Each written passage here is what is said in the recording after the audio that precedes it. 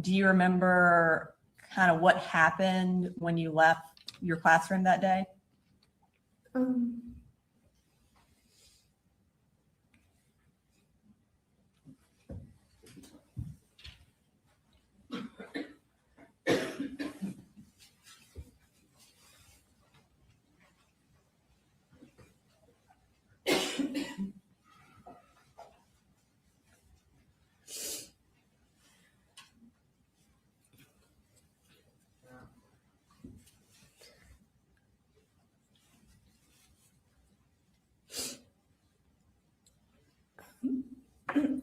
It's okay.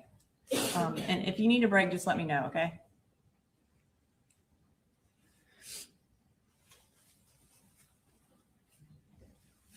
I was the first person out, so once the police officers came, I went out the classroom, and I remember seeing Christian, and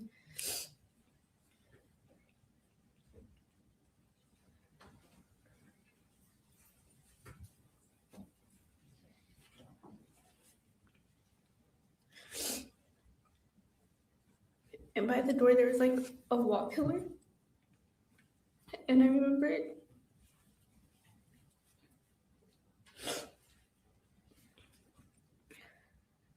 they sat me down, and that's when I had called my mom. And then as I'm on the phone with her, I see Mason on the floor.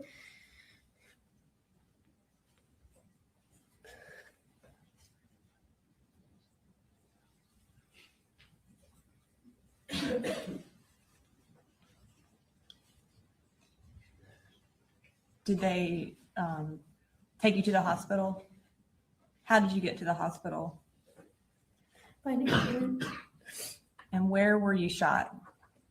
On my left shoulder. Do you remember about how long you stayed in the hospital?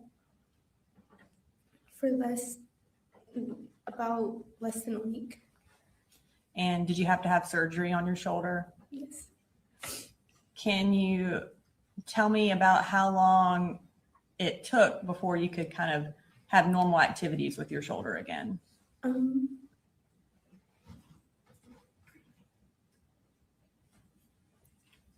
About 6 months. And was there anything that you weren't able to do that you normally did because of your shoulder injury? Yes. Play soccer. And were you on the soccer team? Yes. Did you, kind of as a result of what happened that day, is there anything that is more difficult for you? Not talking about physical activities, but emotionally. Like, is there anything that is hard for you now, or that you feel like you've been affected by what happened that day? I feel like just seeing a lot of just seeing what I saw that day, it just sticks with me. And not being able to trust certain people, or trust people. And have you been in counseling since this happened? Yes. Yeah. Are you still in counseling? Yes. I don't have any further questions, Melanie. Cross? No questions. All right. Thank you. You're free to go. State calls this week. May I manipulate the screen up here? State. May I manipulate the screen? I think Because she had control over it, kind of locked us out of changing. Yes.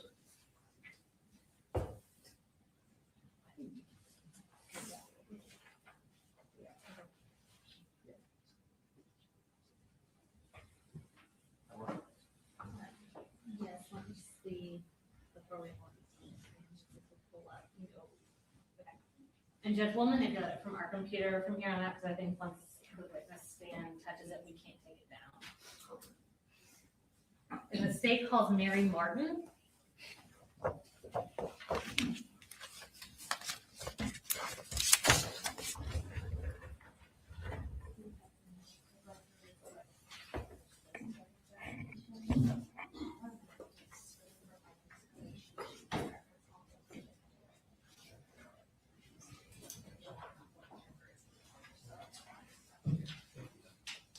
And then this will not go into evidence. This is just a record.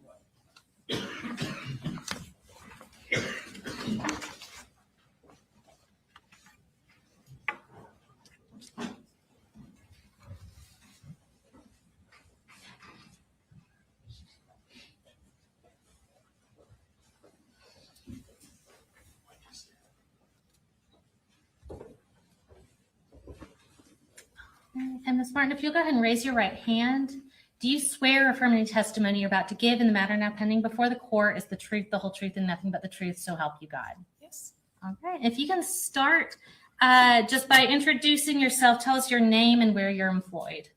My name is Mary Grace Talby, and I'm employed at Children's Healthcare of Atlanta at Arthur Blank Hospital. Okay. And was your name previously Mary Martin? Have you since Yes. gotten married? Yes. All right. And what is your role there currently? Currently, I'm an assistant nurse manager in the operating room. And were you in a different position in September of 2024? Yes. And tell us what that was. In September of 2024, I was a circulating nurse in the operating room. Okay. And what does a circulating nurse do? I assist with getting the operating room ready for procedures based on what the case is, equipment, supplies, meds. Gotcha. And can you tell us just very briefly your professional and educational background that led you to these positions? Yes. I started with a bachelor's of science in nursing, and then I passed the national licensing exam for registered nurses, the NCLEX, and then I completed a perioperative program that prepares nurses to work in the operating room. All right. And I'm going to turn your attention to the afternoon of September 4th of 2024. Were you working on that day? Yes. And what shift were you working? I was working 7 a.m. to 5 p.m. And on that date, did you participate in the care of Melanie Delira Castaneda? Yes. What was your role in her care? I was the circulating nurse in the operating room for her procedure. Okay. And did you interact with Melanie before she went into surgery? Yes. And can you tell us a little bit about what you remember regarding her demeanor? I remember she was very quiet, sad, tearful. And as the circulating nurse, were you also present during her surgical procedure? Yes. And Judge, at this time, we're going to tender into evidence States Exhibit 70. These are Melanie Delira Castaneda's medical records. We have the business records certification here. And the records themselves are electronic. I also have, which I previously showed the defense attorney for reference, the relevant excerpts from the medical records for the witness to refer to. Any objection to 70? No objection, Judge. I don't think those would go back to the jury. I think they're a little better. All right, we'll discuss all the issues about continuing witness or otherwise. Yes. Prior to speaking this out, but I'll make a note. Thank you. All right, so thank you, Judge. Starting with the first page on the relevant portions you have printed out for reference, can you start under patient demographics and tell us this patient's name and date of birth? Yes. Melanie Delira Castaneda, Mhm. and birth date is June 4th, 2009. And on that same page, will you tell us what her admission diagnosis was? A gunshot wound, arm. Okay. Now going over to the next page that you have, it's labeled page 5. Can you tell us what her final diagnoses were? Yes. Other displaced fracture of upper end of left humerus, initial encounter of broken fracture, puncture wound without foreign body of left shoulder, initial encounter, anxiety disorder, unspecified. All right, next, I'm going to refer you to the next page, which is page 19. Can you tell us what time Melanie arrived that day? 1:30 p.m. And what was the acuity of the patient listed as? High risk. Once she was there, can you tell us what service she was being provided at that facility? Yes. Pediatric surgery. And on the same page under procedure, can you tell me what's described? Yes. Irrigation and debridement extremity with splint placement and wound vac placement. And I'm going to take you to the next page, which is labeled as page 285. And can you tell us what the surgeon's findings were that were documented there? Yes. Posterior entrance, anterior exit wound of left shoulder with significant damage to anterior deltoid musculature, fragmentation of the bone with significant peristeel stripping. All right. And I know you're not the surgeon yourself, but can you give us kind of just a basic concept of what this procedure was? Basic concept would be patient came in with a gunshot wound that came in through the back shoulder and exited through the front without any bullet fragments remaining. Okay. I'm next going to take you to the next page. It's labeled page 23. And did Melanie then have a subsequent surgical procedure 2 days later on September 6th? Yes. And was she still inpatient at that time? Yes. And can you read what's listed under procedure on the September 6th surgery? Yes. Irrigation and debridement, left humerus with closure, irrigation and debridement, incision and drainage of skin, subcutaneous tissue, muscle, and bone for open fracture, open reduction and application of a coaptation splint, complex wound closure after ellipsing out of the necrotic tissue. Total wound length was 6 centimeters.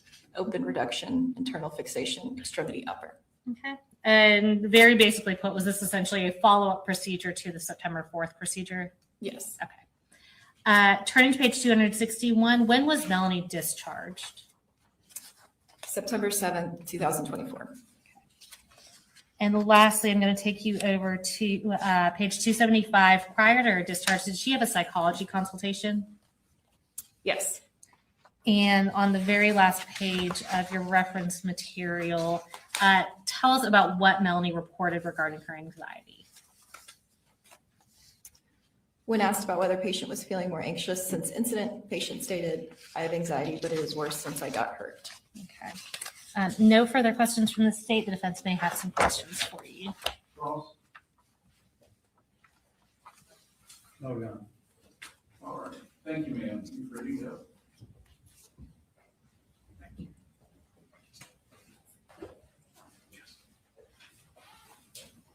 State calls next witness. The state calls Nautica Walton, and judge, this next witness is a juvenile. All right. It's in the media, same instructions, no recording, photographing, or otherwise, the juvenile space. I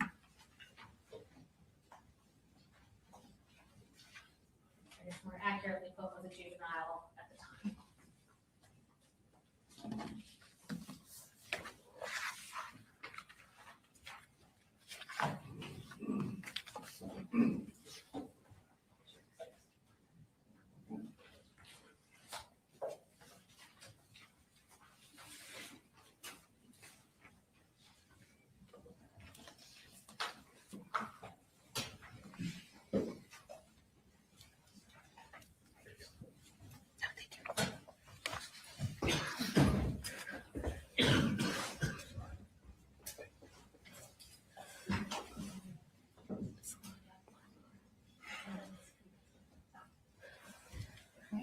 Hi, Nautica. I'm going to have you raise your right hand.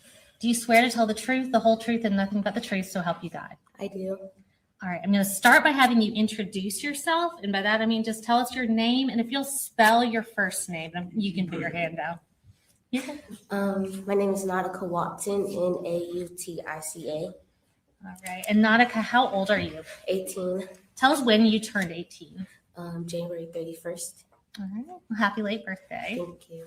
And what school do you go to? Apalachee. All right. Nautica, what grade are you in right now? I'm in 10th. Okay. So were you in 9th grade during the 2024-2025 school year? Yes. And did you also go to Apalachee for that school year? Yes. And were you at school on September 4th of 2024? Yes. Who did you have for second period? Miss Ryan. Okay. And Nautica, we're going to pull up your seating chart from your class, and we just want you to confirm that where we have you on the seating chart is where you were sitting that day. Do you see your name on there? Yes. Okay. And is that where you were sitting on September 4th of 2024? Yes. All right. So Nautica, I want you to tell me about when you first realized something was wrong that day. Like from second period. Yes, ma'am. When I had like entered the classroom and we were like sitting down for a couple of minutes, when I heard like a loud bang, that's when I noticed something was wrong. Okay. And tell us what you remember seeing and hearing after that first bang. When the first bang went off, I remember my teacher falling to the floor And then Taylor in front of me, I remember seeing her fall down before I turned around and saw there was somebody at the door with a weapon. And then everybody else fell down to the floor and kind of ran closer to Miss Ryan and gathered against the wall. Okay. How long did it feel like there was shooting going on in the classroom to you? I don't really know. It felt like it was kind of fast, but at the same point, it felt like we were in there for a long time. Okay. And after it stopped, what do you remember? I remember Miss Ryan pulling me, Natalie, and Melanie to the side of the room and checking us to see if we're okay. And I remember Mr. Edwards and Mr. Edwards and Tyler going to the door to barricade it. Mm-hmm. I remember Melody, she had blood all on her arm. I remember her blood was getting on the side of me because I was kind of laying on the side of her. And take your time, Nautica. I remember my teacher telling me to stay awake because I was really, really tired and I couldn't keep my body up. I remember Natalie laying on the floor saying that she was hit and crying with a big puddle of blood. And I remember just really I felt a really hot spot at the bottom of my leg. And then I reached down and noticed that I got hit. And then my friend Brittany took off her jacket and wrapped it around my leg. And then I passed out after that. Okay. And Nautica, were you able to, or did you try to call anyone? I called my mom a couple times as soon as it happened. Mm-hmm. Our book bags were still at our seats. Usually when we first enter the class, Miss Ryan takes them up and put them behind her desk. But that day, me and Brittany kept our phones in our book bag. So after the incident had happened, I asked Brittany to get my phone while everything was going on because I couldn't move my body. I remember her crawling on the floor to go get it and bringing it back to me. And I called my mom several times, but I couldn't hear anything because everything was so muffled. Okay. So were you having trouble hearing after the shooting? Yes. Okay. And I'm going to show a few pictures to you. Did you look at these pictures before to make sure you recognized them? Yes. And are those accurate pictures of your clothes that day? Yes. All right. Judge, we would tender into evidence states exhibits 94 through 97. No objection. 94 through 97. All right, what we're going to do, we're going to pull up versions of that picture on the screen so everybody can see, and we're just going to have you tell us what we're looking at. Those are my jorts. Okay. And did they have to cut those off you when they were providing you medical assistance? Yes. Okay. And we'll show you, and that's 94. We'll pull up the next one. Is that the back of those same shorts? Yes. Okay. And I see a mark on there. Is that blood from your injury? Yes. Okay. And then we'll pull up 90. That's 95. We'll pull up 96. Is that a closer picture of those same shorts? Yes. And we'll pull up 97. And is that the inside of those shorts, that same spot from the injury? Yes. Okay. And Nautica, do you remember how you left from the school? I remember being dragged out in the hallway. Mm-hmm. I was kind of in and out of it, but I do remember them cutting the emergency people cutting up my clothes and putting this really tight bandage around my leg and then putting me on a stretcher and carrying me out to the ambulance. And then once I got out there, I passed out again. And I woke back up when I was in the ambulance and we were driving. All right. And who else was in the ambulance with you? Melanie. Okay. And this injury to your leg, does it still affect you to this day? Yes. Tell me how. I can't play any sports because it messes with my nerve. My leg gives out sometimes. I have like random flares. When it's really cold outside, it's like kind of hard for me to function because like my leg gives up sometimes and stuff like that. So I don't do sports or anything. Okay. And is that something that you used to enjoy doing that you haven't been able to do? Yeah. Okay. How has this affected you mentally and emotionally since this happened? I'm very paranoid. I don't like being in front of the doors at school. I like don't use the bathroom at school. I always stay with somebody very closely. After the incident happened a couple months after, I had nightmares like mostly every night. I say I became kind of more distant from my friends, and I kind of became like more like depressed and like sometimes wanting to harm myself. I don't have any more questions for you, Nautica. Thank you so much. I'll come get those pictures from you. Carlos? No question. All right. Thank you. State calls Nick Ridge. State calls Nick Ridge.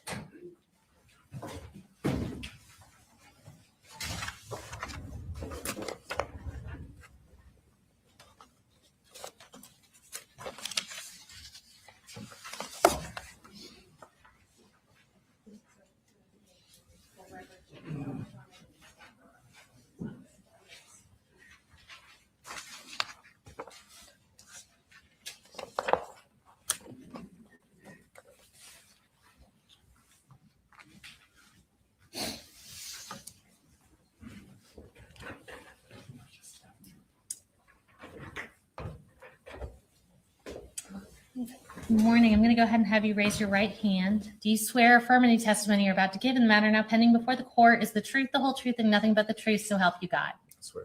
All right, you can put your hand down. And if you'll just introduce yourself to the jury and tell us where you're employed. My name's Nick Ridge, and I work at Northside Gwinnett in Louisville. Okay. And in what capacity do you work in Northside Gwinnett? I'm a registered nurse. All right. How long have you been a registered nurse? March of 2020, about 5 years. And where did you go to school? Nursing, I did Augusta University. Okay. And what are your current duties as an RN there? Currently, I'm a critical care float nurse, so I work in the ICU and the ER. And were you working there in the same capacity on September 4th of 2024? No, at that time, I was a team lead in the ER and a trauma nurse. Turning your attention specifically to the afternoon of September 4th of 2024, were you working on that date? I was And what shift were you working? 7A to 7P. And did you participate in the care of Nautica Walton? I did. All right, I'm going to introduce under the business records exception into evidence Nautica Walton's medical records.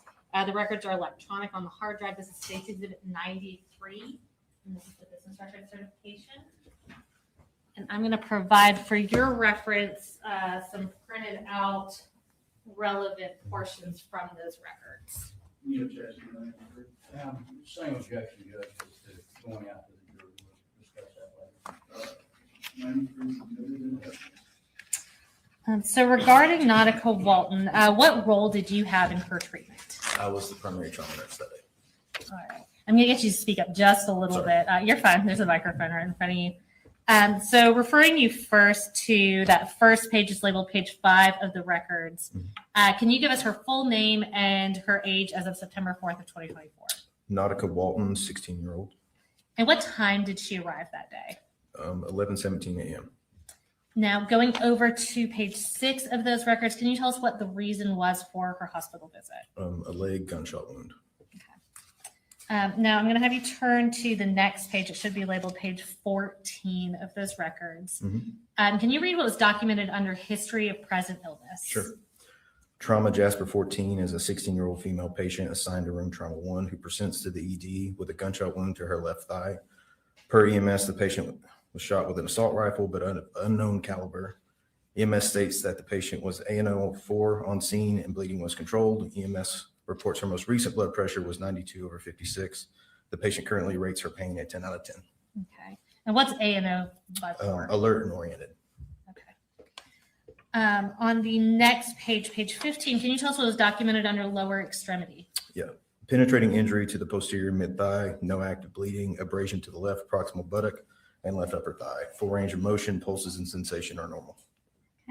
And did Nautica also get an x-ray? Yes, x-ray showed preliminary interpretation was done by Dr. James Smith. It showed no fractures or dislocations, no soft tissue abnormality, no bony abnormality, metal or metallic bullet fragments present. Okay, so are those metallic bullet fragments something that would show up on an x-ray? Yes. Okay. Going over to page 62. Mhm. I believe that's the last page of that packet you have. Can you tell us what her spiritual care assessment narrative described about Nautica while she was at Northside Gwinnett? Sure. Nautica was shocked by her traumatic situation. She was joined by her foster mother and caseworker, as well as foster siblings, ones that were in the same school. Nautica could not speak of what happened as she seemed to still be in shock. I made sure to turn the lights down, speak softly, and walked her through a meditation. We used breathing exercises and I held her hand. Later, I spoke with the next of kin to make sure that you use low lights and speak softly. I also mentioned the shocked state to the BH team. I also offered advocacy, presence, support, and prayer. Patients seemed to shake less and breathe deeper. Thank you. And lastly, was Nautica able to be discharged that day? She was. No further questions from me. Ross? No question. All right, thank you, sir. You're ready to go. Thank you.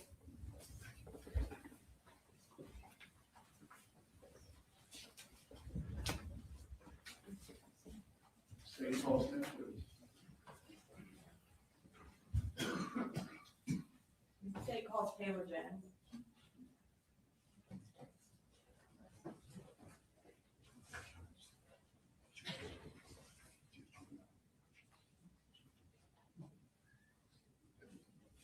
Oh, no, this is a juvenile witness.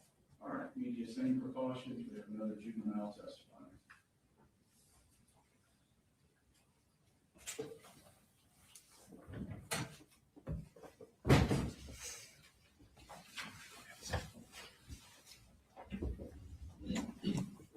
All right, Taylor, I'm going to ask you to raise your right hand. Do you swear to tell the truth, the whole truth, and nothing but the truth to help you God? Yes. Can you introduce yourself to the jury? And by that, I just mean tell us your name. Taylor Jones, And how old are you, Taylor? 16, And when did you turn 16? October 14th, 2025? And what school do you go to? Apalachee High School. Were you at Apalachee High School during the 2024 and 2025 school year? Yes. And what grade were you in? 9th.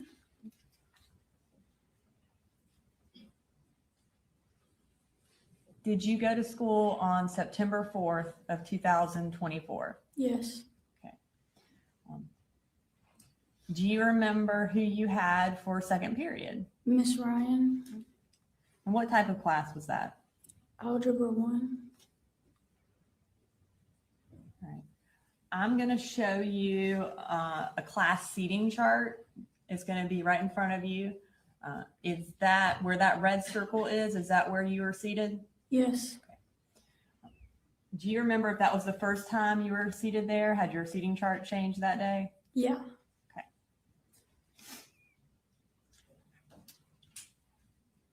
On that day, while you were in class, do you remember kind of what drew your attention to something being wrong? Something like in my body just like told me to look at the door, and then So something told you to look at the door. What happened when you looked at the door? there was a kid standing there with a gun. Did you know who that was? No, Had you ever seen him before? no. What do you remember about what he did?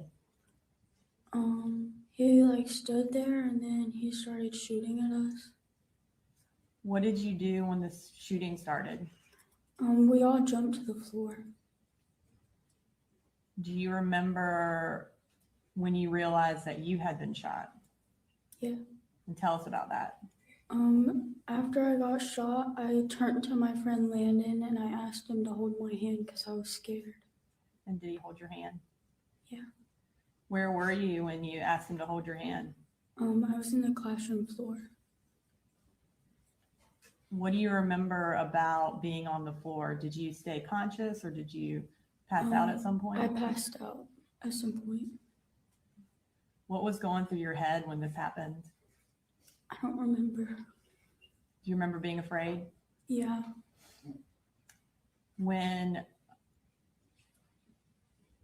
How long do you think it took before you were taken out of that classroom? I don't know. Did you stay kind of unconscious until they took you out? Yeah. Do you remember where you went after they took you out of the classroom?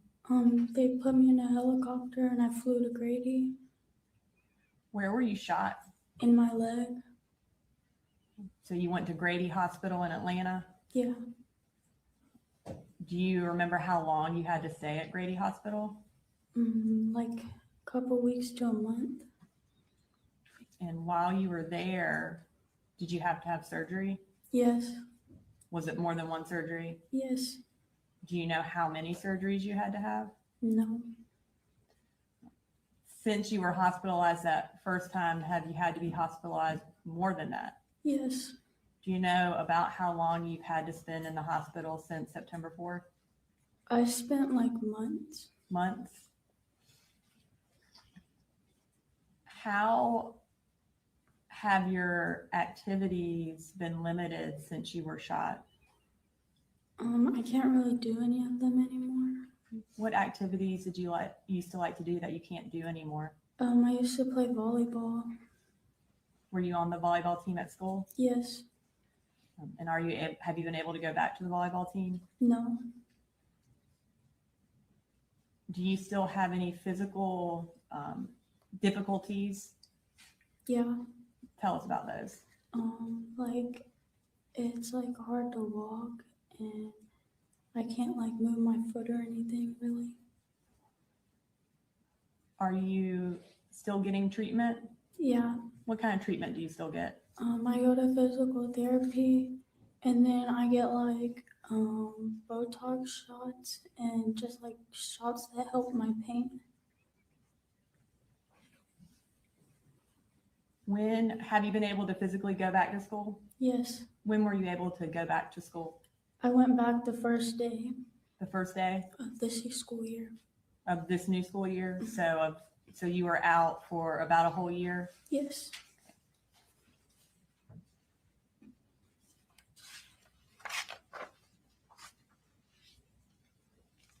In addition to having to go to physical therapy, do you also go to counseling? Yes. So beyond the physical injuries you've described and your physical limitations, can you tell us about how else this has affected you? I don't know. Okay. And that's okay.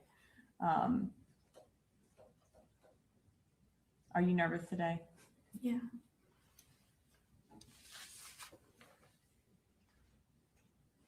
I don't have any further questions, Taylor. Thank you so much.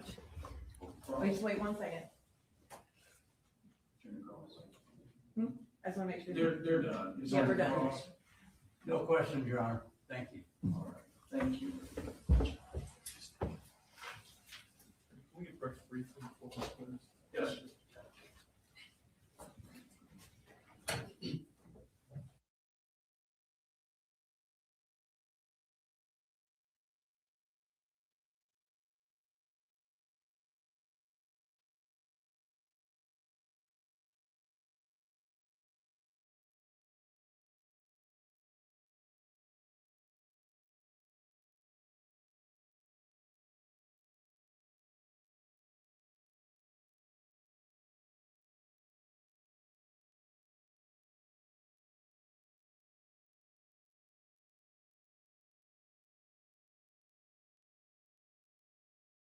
Griffith to the stand. And Your Honor, she is also juvenile for the purposes of your order. Thank you. All right, same instructions to the media. You are not to photograph, record, or transmit anything regarding the child's case.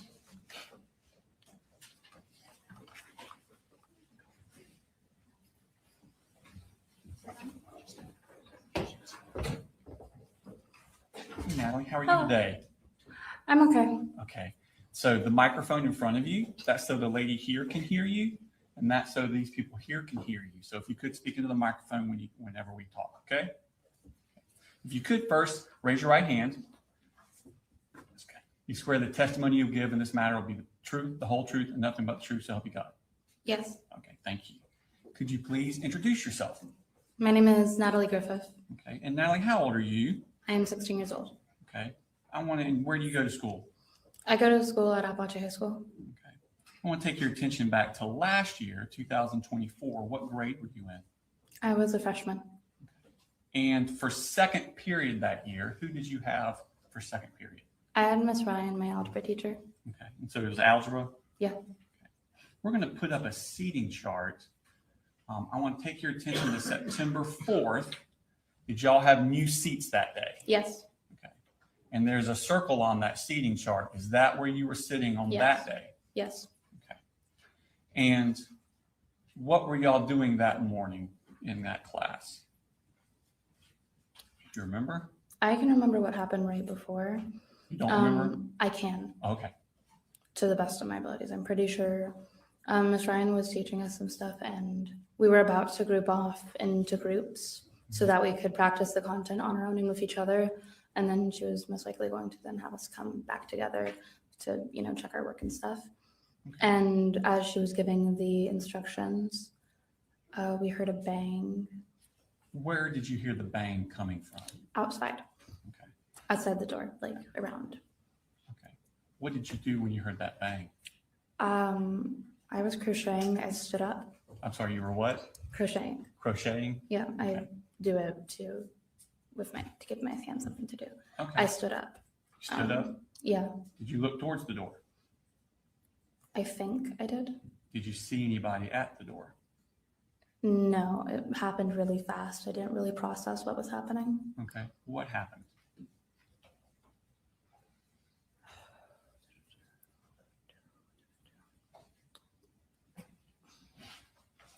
It happened really quickly. I'm pretty sure there were gunshots, but the thing is, my brain didn't process any of the sounds that were coming into my ears. Next, what's called my hand all of a sudden felt weird, and I heard a ringing in my ear, and I looked down, and there was blood and then seemingly a hole in my wrist. I wanna- And around right up here, it was hurting. You And I- said that you're speaking softly, so I'm just going to repeat a Sorry. little bit. You said you felt a tingling in your arm, or It was painful, but it felt weird. okay. And It which arm was- was this? Hmm? Which arm was My it? left. Okay. That's the first thing you remember was the pain in your arm, that weird feeling. Yes, it was painful, but it was also like an absence of feeling, Mhm. like something almost frozen off, but not cold. Okay. And what happened after that? Afterwards, I started to scream. I was screaming that I got shot. I got shot. I was yelling that I was When gotten did you shot. first know that you got shot? When I looked down at my wrist and I saw it. What did you see? It was very blurry because it was very quick. Mhm. I think I was subconsciously trying to not. Once I registered that it was blood and what exactly it was, my brain kind of blocked it out. Okay. And I knew what it was. It was a hole. There was a hole. Where in Right. your arm was the hole? Okay. So kind of the wrist and towards your elbow? Yes, and then I didn't know this at the time, but I had also had another one up on around my shoulder. Mhm. So you were shot more than once? Yes, seemingly twice. Twice? Yes. Okay. So you've now noticed you've been shot, and I think you said you were screaming? Yes. What were you screaming? I got shot. I'm a kid and I got shot. Okay. And what happened at that point? It was very quick. I think I fell over, or Miss Ryan was telling us to get down. Mhm. I can't remember anything that anyone really said. I might have blacked out for a moment, but I was at some point I was on the floor and I was laying down Okay. Where about in the room were you on the floor laying down? on the side of the wall. Okay. Was anyone with you? Yes, Who was with you? Miss Ryan. Okay. And what was she doing? She was holding my hand. I'm pretty sure she made a tourniquet. I wasn't really looking because I was trying to not see it. Mhm. I think she was making a tourniquet, or she was covering my hand so that I wouldn't see it. Could you repeat the question? That's fine. So you're laying there by the wall, and Miss Ryan's with you. Yeah. Do you move away from that wall before anyone, like medical people, get there? No, I couldn't get up. Okay. Did you see I blacked anything out else for a that bit. was happening around the room while you laid there? Yes, but also no. I was kind What do you of. remember?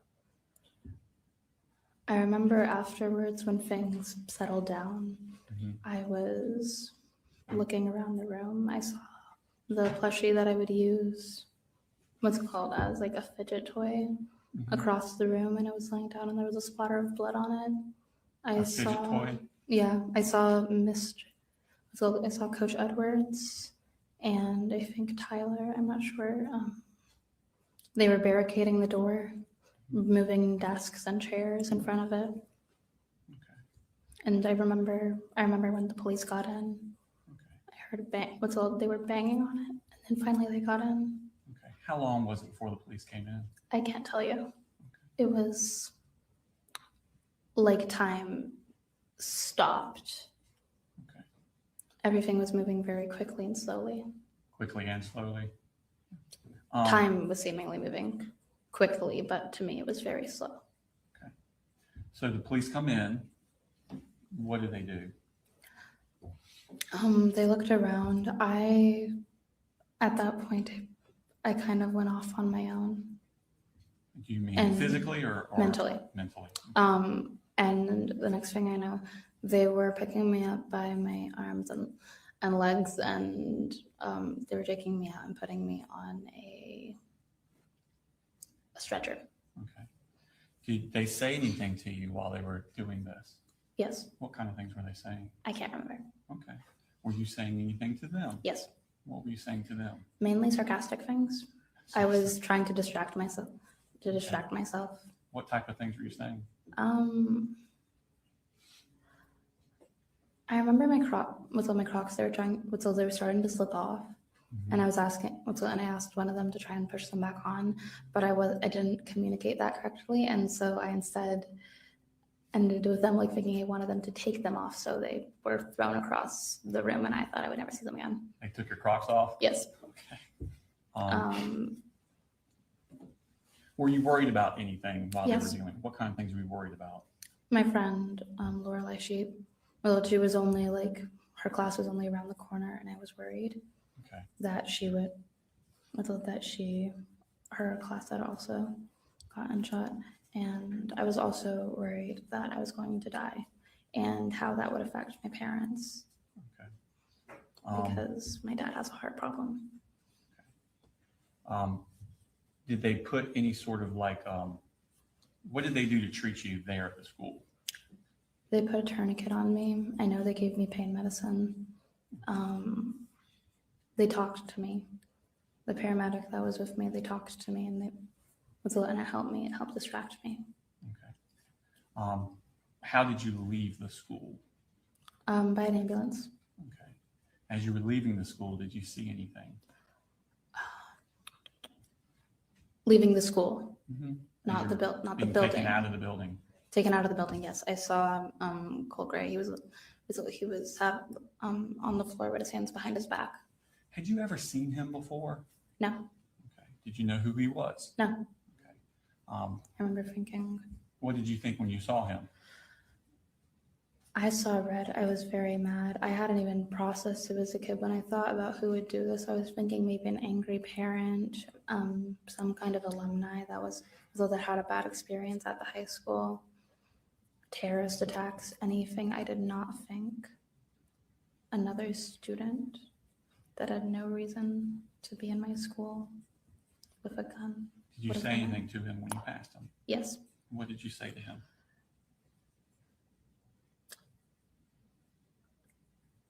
Am I allowed to say that? And Yes, ma'am. You fucking asshole. I swear. I'm pretty sure I said, I swear I'm gonna fucking kill you. I said a lot of curse words and I was very angry, especially at the time, because I thought that they were going to have to amputate my You were my upset. hand. Yeah. So they take you outside. And I is the remember ambulance- yelling at him that we were kids. Because we were kids. When they take you outside, was the ambulance close to the building? Yes. And they put you in the ambulance. Was anyone else in the ambulance? For a bit, yeah, because they moved me to a different ambulance. Yes. Okay. Who was in the ambulance with you? Taylor. Taylor Jones? Yes. At some point, where does the ambulance take you? Tell me about your trip in the ambulance. The first one I was in for a bit, they did leave me alone. Mhm. I'm pretty sure to help take care of Taylor and the others. Okay. I remember they asked me who the girl who was in the ambulance with me was, Mhm. and the only description they gave me was that she was blonde, and so I thought she was another one of our classmates, Jalen. Jalen? Mhm. So Yeah. you gave them the wrong name? Huh? Yes, I did give the wrong name. And so at the end, I remember I was kind of fidgeting with my own brain. How long I did it was- take you to get to the hospital? I'm not really sure. It felt like forever. And what hospital did you go to? Do you know? Northeast Georgia and Gainesville. I'm sorry. That's fine. Um, What happened? Do you remember being at the hospital? What happened when Yes. you arrived? At first, when I got there, they took me out of the ambulance with the stretcher that was with my head like going outwards, so it was my head first. They took me to an ER, and I remember they were assessing me. There was there was a chaplain there, and she said how she was a chaplain and how she was pretty much there to act as like my semi-guardian while my parents were there. Had your parents arrived yet? Do you know? No, I'm not sure my parents had been informed yet. I don't really know, but they weren't there, at least while I was conscious. Did you have any surgeries? Yes, Okay. And how long were you in the hospital after the surgery? about a week. About a week. And do you know what types of surgery you had? I don't know the exact names of them, but I do know what happened, and I semi know what happened with them. And then, Did the doctors kind of explain to you what they were doing? yes, What did they explain to you? on September 4th, they didn't explain what they were going to do or what they were doing. I didn't meet the doctor that operated on me until afterwards. Okay. And what did he tell you he had done? I can't really remember the exact medical terms. I know they I had don't tried. need medical some terms, others, just but I need teenager terms. They had. What was your placed- understanding of what they had done to you? They had taken some cadaver nerves out of someone else and given me and grafted them onto mine because I had a big because my nerves were severed. The one that was in around my wrist, and also we didn't figure this out until a couple months later, but also one up my median nerve, I think is it's called, up around my shoulder was also. You said you were They in the closed hospital. it and they fixed it. You said you're in the hospital for a week after that surgery. Did you have other surgeries during that week? No. When you came, did you come home after that? Yes. When you were home, was there any issues with your arm? How did your arm feel? How were you able to use your arm? I couldn't and I didn't feel it. Were you in a cast? No, because they had to. I had gauze and stuff, and it had to be changed out every day. So I wasn't ever in a cast. I was in a brace/splint, Okay. and they'd have to unwrap it daily, so that way. Were you able to use your hand? No. I was after the surgery. I had to look at my arm just to know that it was attached to my body. I was about to ask, could you feel your arm? No. What's it called? It wasn't for a bit, I had trouble because I couldn't even like let it hang down. Mhm. I had to like carry it.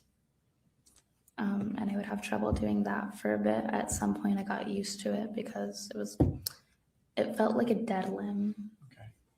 Were you able to go back to school during this time? Right after you got out of the hospital? No, and the schools weren't open yet. Okay. Did you ever have to go back for a follow-up surgery? Yes, How long after you came home from the first one did you go back to the follow-up? my second surgery was on September 2nd, 2025. So a year later? Yes, Okay. they wanted me to heal as much as I could by myself before they went in, and they did anything else because if I could heal by myself, they didn't want to put me through the.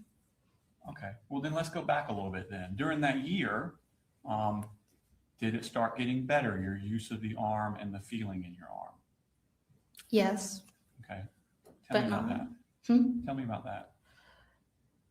So for, I want to say maybe 2 or 3 months, I couldn't really do anything with my hand. I had to have to use my mouth as like a second hand. You used your mouth as a second hand? Okay. Yeah. I can't tell you exactly how many months from the shooting it had been till I was able to move I could semi-move my fingers afterwards, but it didn't feel like it. Like my brain was sending the signals to my hand and they were receiving them, but I couldn't really tell. It felt like they weren't moving. And it wasn't until I look at it and I'd see that it was moving that, and you're like, oh, that is working. Were you doing physical therapy at this time? Yes. What kind of things were you doing for physical therapy? It was a lot of stretches in the beginning. Mhm. I couldn't physically move my hand. I couldn't move my wrist until maybe 6 months, maybe. I'm not sure. That's probably not the right time span. I couldn't move my wrist at all by myself. By myself, moving it up or down. And so at some point you went and had this second surgery in Yes. September 2025. Yes. What were they telling you they were going to do? They took sural nerve from my left calf, a sensory nerve that I didn't really need, Mhm. and they mixed it in with with the cadaver nerve nerve graft they had given me on September 4th because since it's sural nerve, it's on foreign DNA, Okay. and so my body was less prone to reject it. Since it was yours, it was. Yes, because I'm the cadaver nerve. How long did you stay in the hospital after that surgery? I left the day of. Day of. Yes. Since that time, have you noticed a difference? Has it been getting better? Yes and no. Okay, well, tell me about the yes first. I'm using my hand more. Even if you see now, I'm actually fidgeting with my hand. Okay. Before, it would just kind of sit off to the side, or I'd sit it in my lap and only use my right hand. Okay. I'm able to use it more now, Can you feel better? but also, Can you feel your fingers better than you did before the surgery? I want to say yes. It hasn't been long enough really to see any effects. The main thing that I noticed after the surgery now it's like it's now fully healed, because after the surgery it was a lot of waiting, just for it to close up and me to get back to what I was doing before I had it. And then I want to say I use my hand more now. Okay. And you also said, no, it's not better in some ways. What was that? Just that I can't see, like how their faces change a lot over time, but you don't really notice that change in your face, but everyone else will. Just because I'm living with it every single day. I don't really notice because it's gradual and small over time. Today, are there limitations of what you can do with that? Yes. hand? And what are those limitations? I can't text. I can't move my thumb outwards, which you use a lot. Opposable thumbs are important. Yeah, I don't have an opposable thumb. My thumb can go like that. I don't have complete independent finger function. Mhm. If you see, I can't move my fingers. So you can't move one at a time? Yeah, they Okay. can't, they can move together, but which makes doing a lot of fine motor tasks extremely hard. I can't tie my shoes, How stuff like about that. pain? Is there any pain today? Today, no. It was after the shooting, I had a lot of pain and it slowly quieted over time. When I do have it, it's not constant and consistent. It's like sharp and like sporadic. Mhm. Like, trying to think of an analogy, but I can't find one. Just, it happens sporadic and randomly sharp pains in my wrist, my thumb, and stuff like a needle coming out of my skin. So Natalie, we talked a lot about your physical limitations and healing. What about your emotions? What were they like directly after? Did you have some emotional issues after this? I'd like to say yeah. I'm sorry, I'd like to say yes. in what way? Afterwards, I couldn't place where my emotions were. If you told me how I was feeling, I would say I was okay or I'm fine, because I couldn't find the correct adjective to use. Okay. I guess now I would use the word distraught, dazed. Okay. I couldn't. I had PTSD afterwards. Even now, my brain now goes to worse possibilities, and just everyday things. Driving, I think someone could crash into our car right now, send us flying off the road, and we could all die.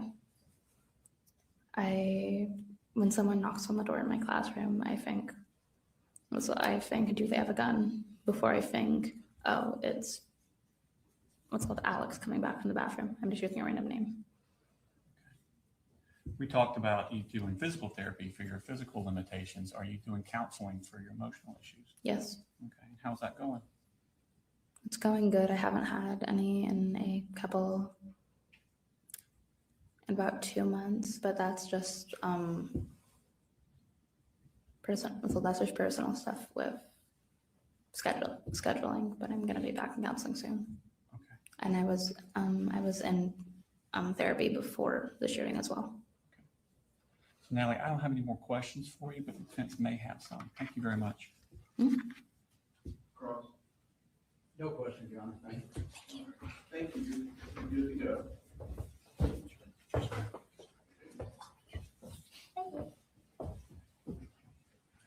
Call us next week.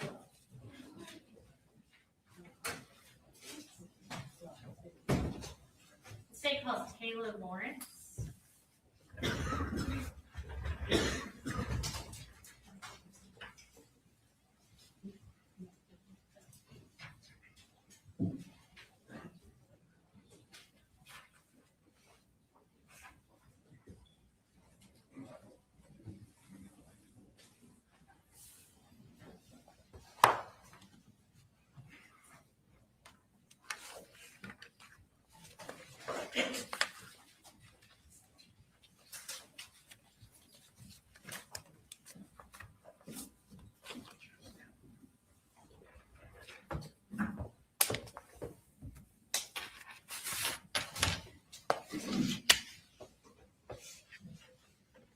All right, you'll go ahead and raise your right hand.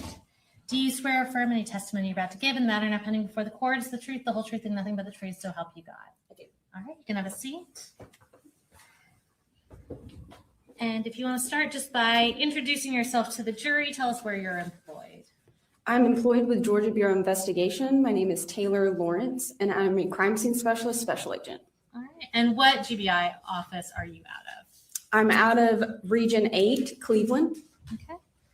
And even though you work out of Cleveland, did you provide assistance in the Apalachee High School shooting investigation on September 4th of 2024? I did. And how did you become involved with that? I interviewed Natalie Griffith. Okay. And where did you respond to do that? I was told that there was a victim at Northeast Georgia Medical Center in Gainesville, Georgia. And at that time, I didn't have a name. And once I got to the hospital, that's when they told me and showed me to where she was in surgery. All right. And in your custody at the GBI, was your office and other outside offices coming into Barrow County and the surrounding hospitals to provide assistance to law enforcement on that day? We did, yes. So when you first got to Northeast Georgia Medical Center, were you able to speak with Natalie initially? Oh, I'm sorry. I was not. No, she was in surgery when I arrived at the hospital. Okay. Did you speak with a nurse who was familiar with Natalie's treatment? I did, yes. And did that nurse also provide Natalie's clothing to you? She did. Okay. And what did you do with the clothing once you received that from the hospital employee? When I found the clothing, it was in a plastic bag that the nurses had put all her clothing in. And at that time, I went through the bag to see what clothing was in there and what items were in there. I then photographed a couple of them just to get an idea of what was in the bag. Okay. And was the clothing subsequently put into evidence? It was, yes. Okay. Even though Natalie was in surgery when you first arrived, were you later able to speak with her that day? I was, yes. And tell us about what her demeanor was like on September 4th. The interview on September 4th, she was very mad. She was very ready to go, kind of upbeat. She had a good attitude about healing, but she was mainly mad. She couldn't recall everything that happened, mainly because her back was to the door. But I just remember her being very upset. Okay. And on that day, did you also have an opportunity to photograph some of her, not the primary wound that was performed surgery on, but some of her other visible injuries? I was, yes. Okay. And before we go into the pictures that you took, did you speak with Natalie a second time on a subsequent day? I did on Friday. Okay. So that'd be 2 days, I guess, after the shooting? Correct. And tell us about her demeanor that day when you saw her that second time. During the second interview, she was much more soft-spoken. I had to kind of ask her more in-depth questions to get her to talk about it. She seemed more traumatized, like it had set in what had actually happened to her. And her and I actually had a cry spell together as well. So. Okay. So it was an emotional time for everybody involved. Okay. Yes. I'm going to show you what's been marked as States Exhibits 80 through 92. And if you'll just flip through those and tell us if you're familiar with those photographs.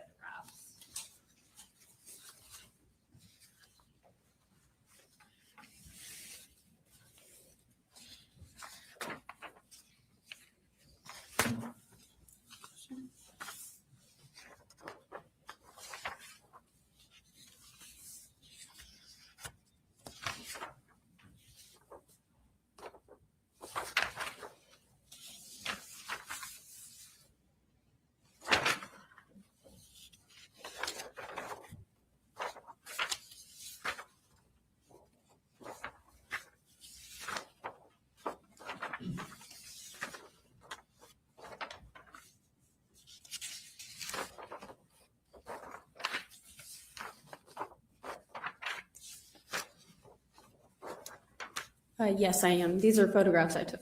Okay. And are those both of Natalie's person and her clothing? Yes, Okay. Are they fair and accurate depictions of the photographs you took that day? they are, yes. All right. And Judge, at this time, we tender States Exhibits 80 through 92, and we're going to publish those for the jury. Okay. All right, 80 through 92 are good. All right, we're going to pull these up on the screens. It should appear behind and in front of you, and we'll just talk through one by one. We're going to start with States Exhibit 80. Will you tell us what that's a photograph of? This is a photograph of the injuries to her right hand. Okay. And by her, you mean Natalie Griffith? Yes, sorry. Okay, you're fine. And we'll go on to 81. This is just a different angle of that same hand. Okay. And do y'all use that measuring stick just to give a perspective of the size of the injuries? Correct. Okay. Going on to 82. This is a photograph of Natalie Griffith's chin. Okay. And these are all injuries sustained during the shooting? Correct. Okay. And 83. This is just a different angle of that same injury. Okay. 84.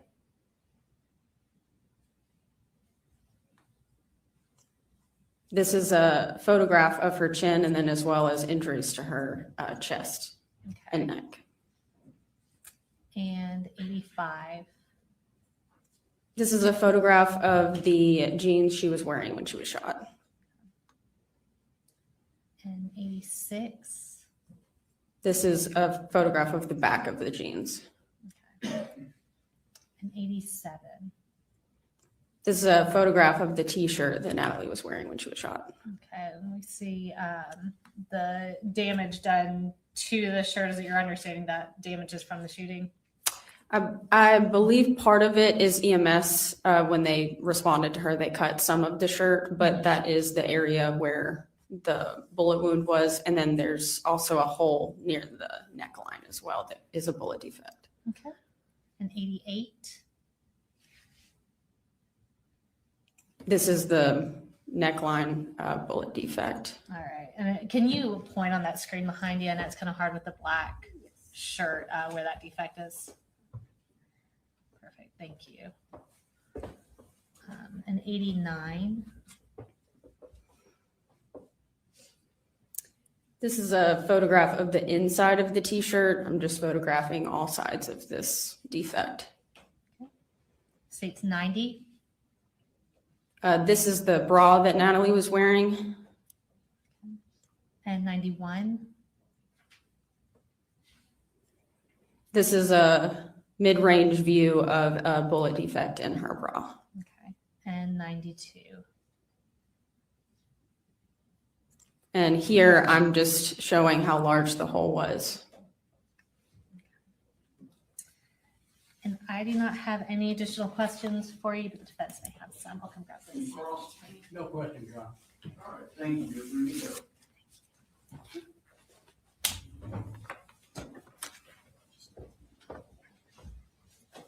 It's about 10:30. Why don't we go ahead and take a 10-15 minute restroom break?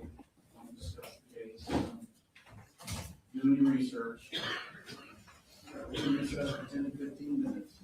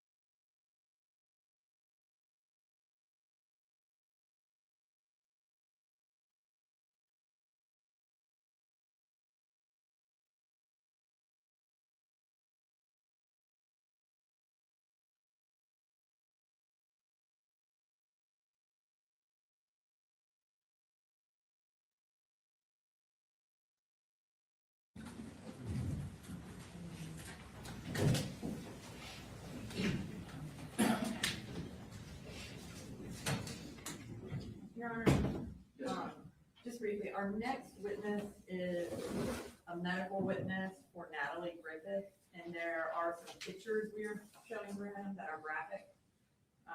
So I just wanted to, I guess, put it on the record for the purposes of the media, not recording it, and for anyone in the audience to know that there will be some graphic pictures being shown.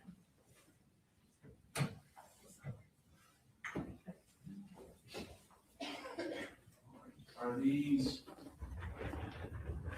are from the hospital? Yeah, the hospital pictures. Yes. Trying to remember. A little concerned about the photographs of the minor, even being shown. So, As in, they're prohibited from showing photographs of a minor? well, I'm just. And when you said, you mean the state from admitting them into evidence? or- I don't mind the jury seeing them, obviously, but to report those, to, you know, for them to film those photographs of a minor, and show them on the news, I think would be inappropriate. I think it still is, and I mean, I can always just, I guess, have the medical records go around with the jury, but is there a way to blank that screen out and just have those screens show? I thought there was, but apparently there's not.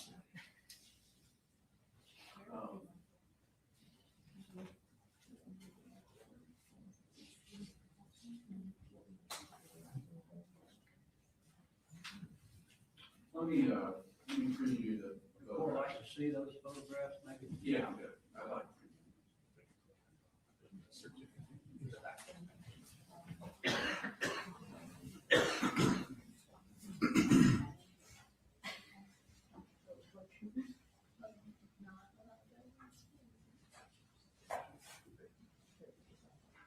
Yes, my problem is we're very cautious about showing their faces, but there's no problem with showing their injuries. Doesn't seem to be consistent.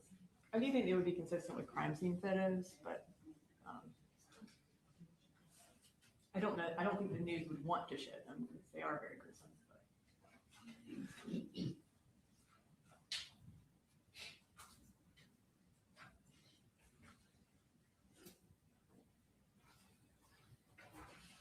All right. Yeah, I don't know that they were discussed directly on point at our Friday motions. Having viewed the photographs, I would agree that they are not likely something that the news would publish or broadcast. I don't see any benefit to the general public via the media seeing these photographs. So I'll go ahead and direct the media not to record or transmit the photographs, as at least a couple of them are very, I'll use the word gruesome.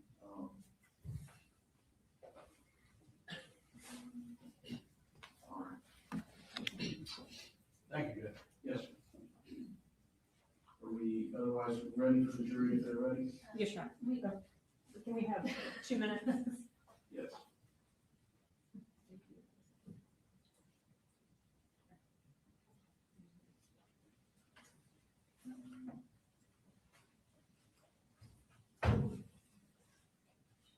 And Ms. Brooks, is this your witness? Yes, sure. If you just want to make some sort of cautionary statement to the jury right before you Yeah. publish them, just.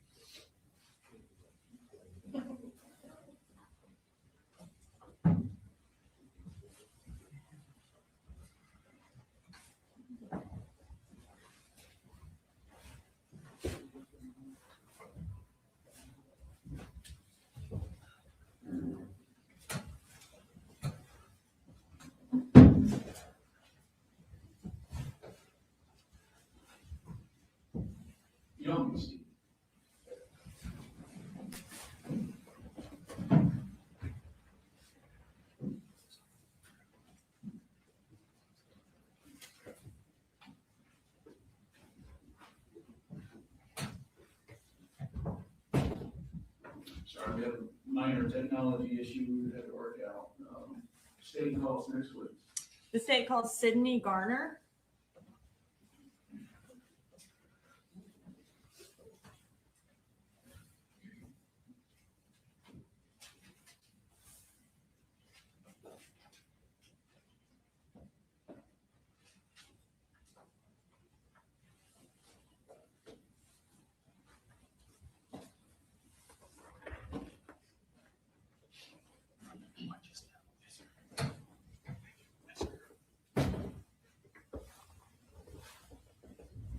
All right, Mr. Garner, can you go ahead and raise your right hand? Yes, ma'am. Do you swear to tell the truth, the whole truth, and nothing but the truth so help you God? Yes, ma'am.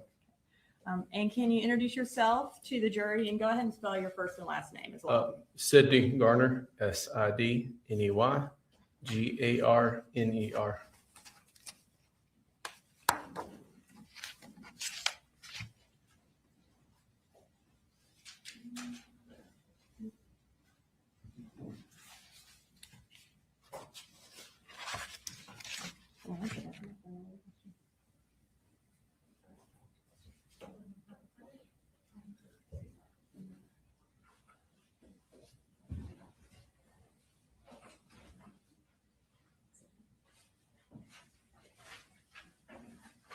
Sorry, I somehow inadvertently thrown away your questions. All right, so tell us what you do. I'm a registered nurse at Northeast Georgia Medical Center in Gainesville in the emergency department. And how long have you worked in Gainesville? I've been in Gainesville for 10 years. And have you worked anywhere else as a nurse? As a nurse, I was a paramedic for 10 years prior for Gwinnett County Fire. Can you tell us about your education that I guess allowed you to be a nurse? I received my undergrad at the Alabama. That was my BSN. Then I got a master's at the University of Alabama at Birmingham. And they still let you work in Georgia? Yes. All right. So you said that you were fireman and EMT prior to becoming a nurse? Yes, ma'am. In that profession, did you have the occasion to come across emergencies, gunshot wounds, that sort of thing? Yes, ma'am. Okay. About how many of those types of incidents where there was a crime committed or someone had been shot did you come across? Countless. I couldn't put a number on it. Yes, ma'am. Now, you indicated that you work at Northeast Georgia in Gainesville, and you indicated that you are an emergency room nurse. Can you tell us what that means? Like, what do you do? I'm currently an assistant nurse manager. I've got 30 employees under me in the department. I'm also one of 18 shock trauma nurses in the department that has specialized in trauma and shock patients. And tell me how that differs from being a regular ER nurse when you're dealing with shock trauma patients.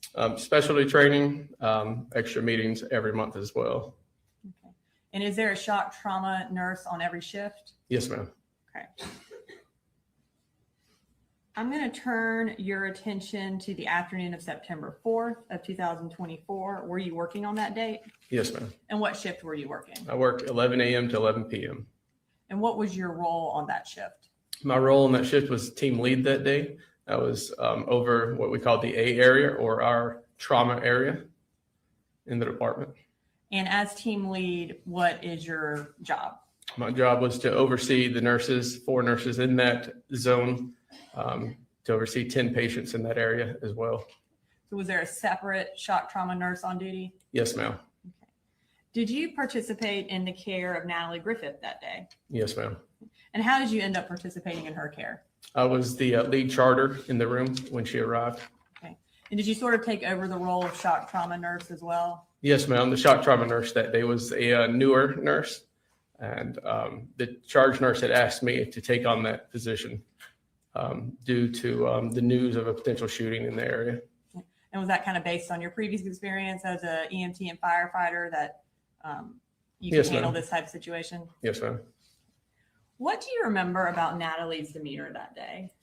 I remember her coming when she came in, she was calm, especially for a 15-year-old. And was she asking for anyone or doing anything? She asked for her mother multiple times. At this time, I'm going to go ahead and introduce into evidence State's Exhibit 79, which are Natalie Griffith's medical records. And we're introducing them under the business records exception. Okay. All right, 79 is admitted. Thank you, Your Honor. And I'm just going to hand these to you in case you need them when you're Yes, answering ma'am. questions.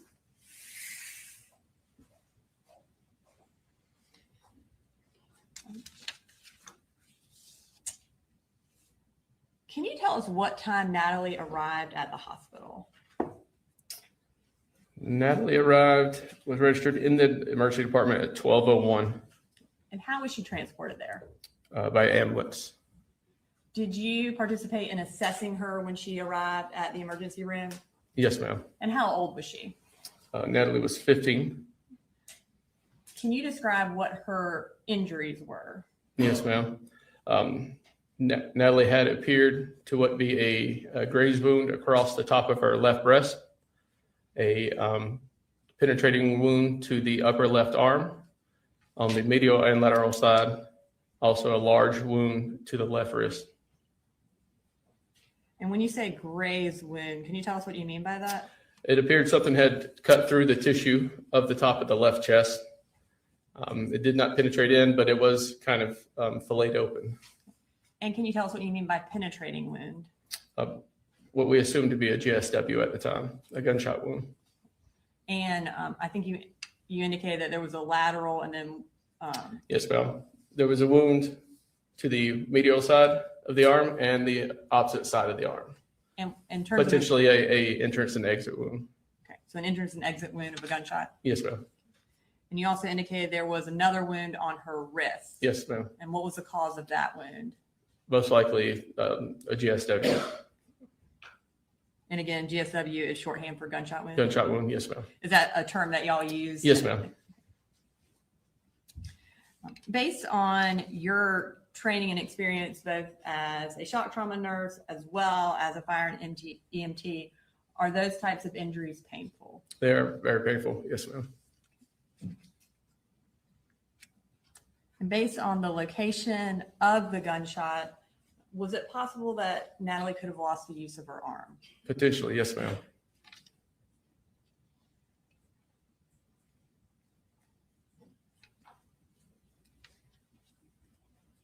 During the course of her treatment, were photographs taken of her injuries? Yes, ma'am. And were those taken at the hospital? Yes, ma'am. And were they also made part of the medical record? Yes, ma'am. And Your Honor, at this time, I am going to show pictures and display them to the jury. Some of the pictures are graphic, so I wanted to put a notice on the record for the audience as well as the jurors that there will be a few graphic pictures being shown. Thank you. And we're going to bring these pictures up. They are just part of State's Exhibit 79. So I'm just going to ask you, as I bring them up, this is on page 15 of the medical records, if you could describe what that injury shows. I believe this is the posterior side of the arm, or what I was calling the lateral side, the back side of the left arm, a potentially exit or entrance wound from a GSW or a gunshot wound. And we'll move to the next page, which is page 16 of State's Exhibit 79.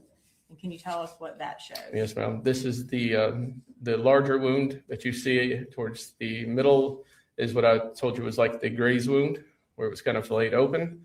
And then that is another penetrating wound just above the orange tourniquet on the arm that could have been an exit or entrance.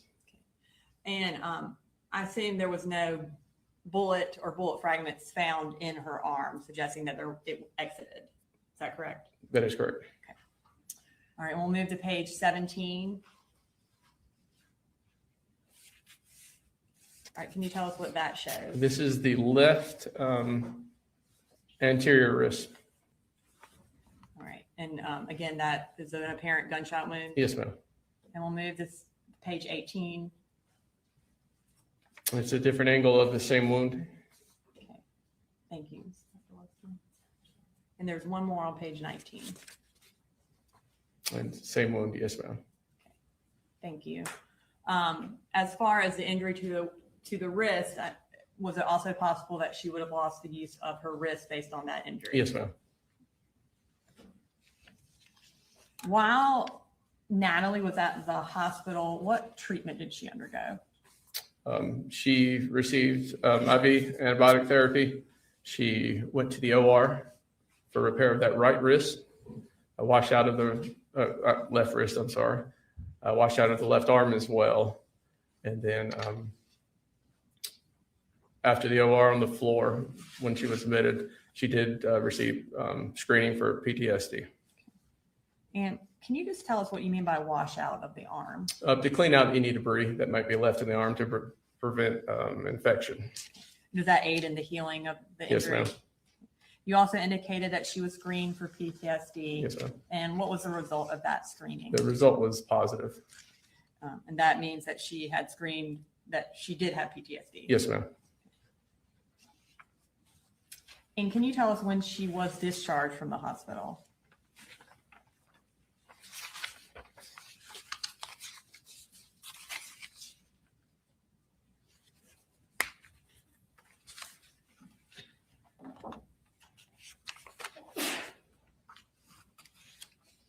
I believe it's on page 1 Is it on page 1?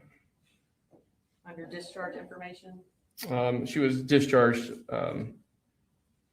September 25th at 12:39 in the afternoon. Thank you. Yes, ma'am. I don't have any further questions. Cross? No questions. All right, thank you, sir. Thank you.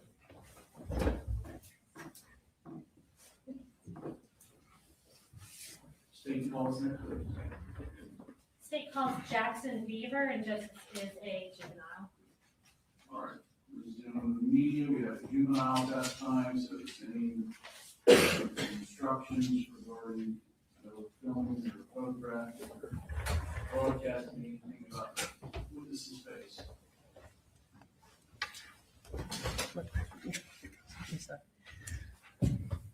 All right, Jackson, I'm going to go ahead and have you raise your right hand.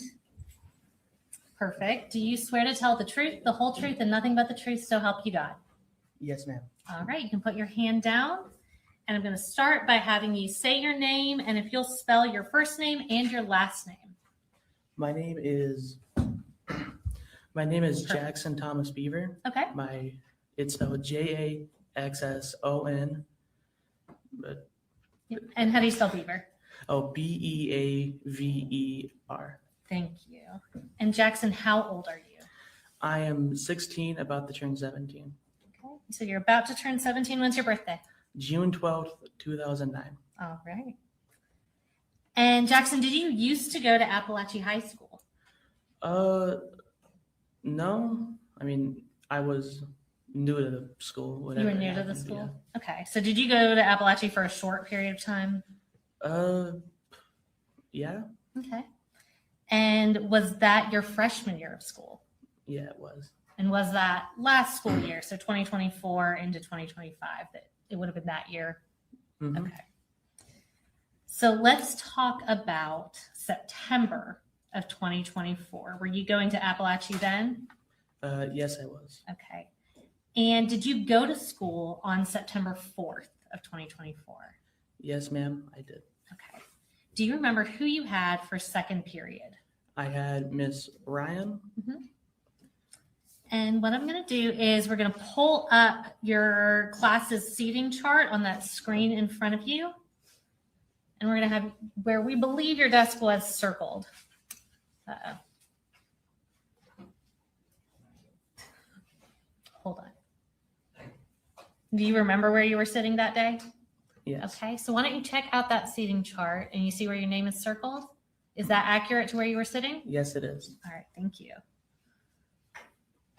And Jackson, on that day, did something bad happen when you were in Miss Ryan's class? Other than the obvious, nothing. Okay. And when you say the obvious, why don't you tell me when you noticed that something was wrong? Whenever I came to school, I noticed that the Wi-Fi wasn't working Okay. and everything was feeling just a bit off Okay. to me. So you're kind of having an off day going into it? Yeah. Okay. And so you get to second period and you're in Miss Ryan's class. And what happened then? Me and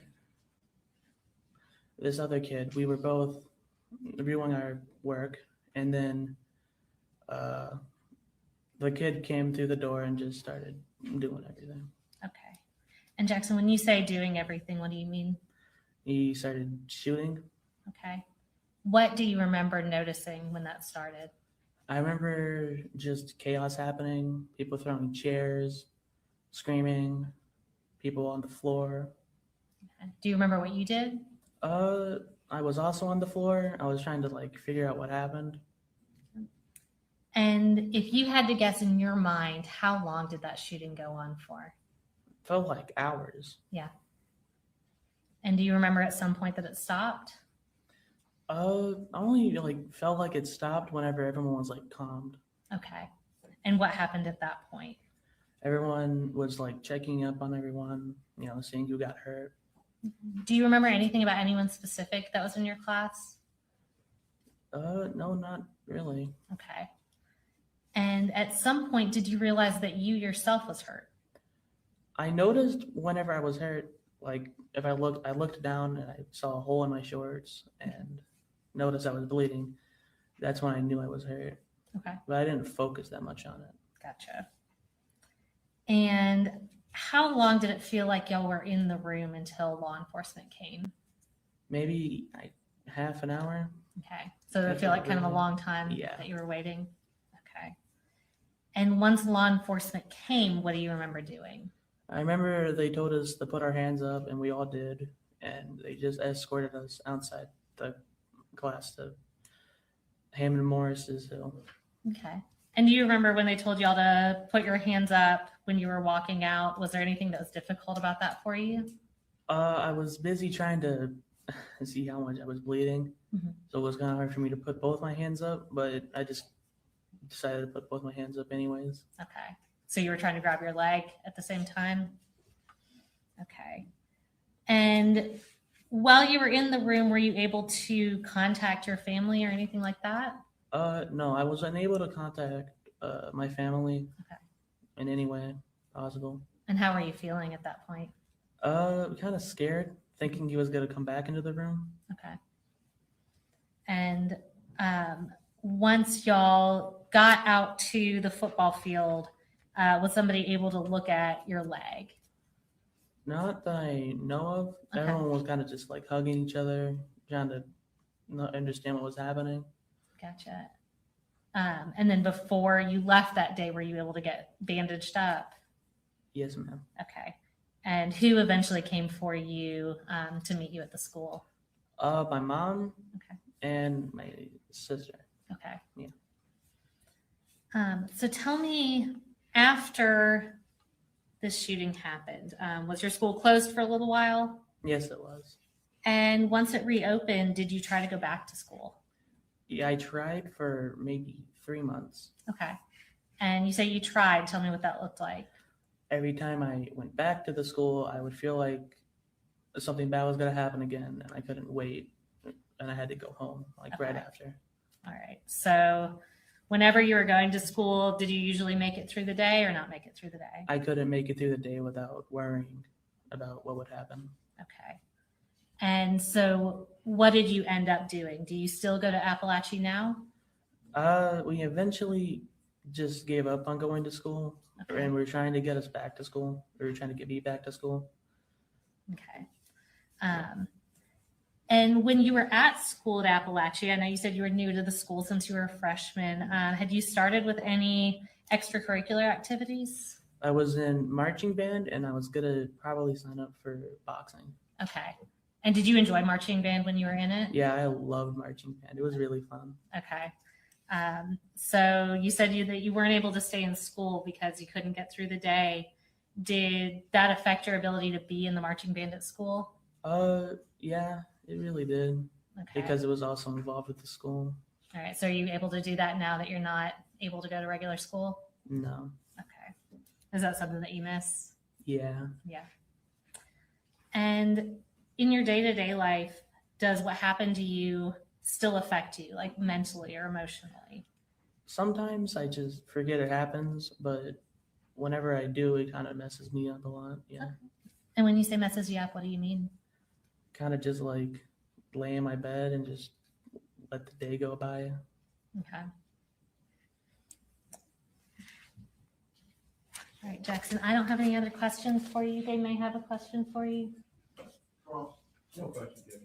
All right. You're good to go. Thank you, Jackson.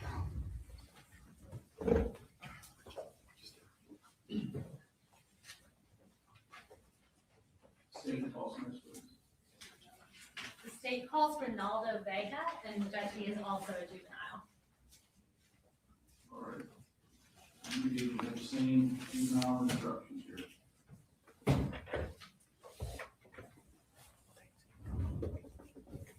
All right, I'm going to start by having you raise your right hand. You put your hand up. Perfect. And do you swear to tell the truth, the whole truth, and nothing but the truth, so help you God? Yes. Okay. And will you introduce yourself? And by that, I mean, just tell us your name. And if you want to spell your first and last name for us, and you can go ahead and put your hand down. My name is Ronaldo. It's spelled Ronaldo. Okay. And what's your last name? Vega. And how do you spell that? Vega. Thanks. And Ronaldo, what school do you go to? I go to Apalachee. Okay. And how old are you? 16. So what grade are you in right now? Sophomore. You're a sophomore. And so were you also at Apalachee during the 2024 to 2025 school year? Yes. Would that make you a freshman last year? Yeah. Okay. And were you at school on September 4th of 2024? Yes. Who did you have for second period? Miss Ryan. Okay. And we are going to pull up your class's seating chart, and we should have circled where we believe that you would have been seated that day. Can you tell us if that's correct? Yes. Okay. And Ronaldo, is that in the bottom left corner? Is that where the front door of the classroom was? Mm-hmm. Okay. And when you were in Miss Ryan's class that day, tell me when you first realized that something was wrong. After kicked the door. Okay. And so you said he kicked the door. How did you know somebody had kicked the door? The door had slammed on like a table that wasn't there, Okay. like where we write our passes and everything. And that's how we all had like turned around. Okay. So did you hear something before you saw anything? Yeah. And once you turned around, what do you remember seeing? I see Cole with the gun, and he had gloves on that were yellow Okay. with a scope on it. Okay. And what did he do? He had like shot, I don't know how much time, but he had like shot. Was it a lot of times? Yeah. Okay.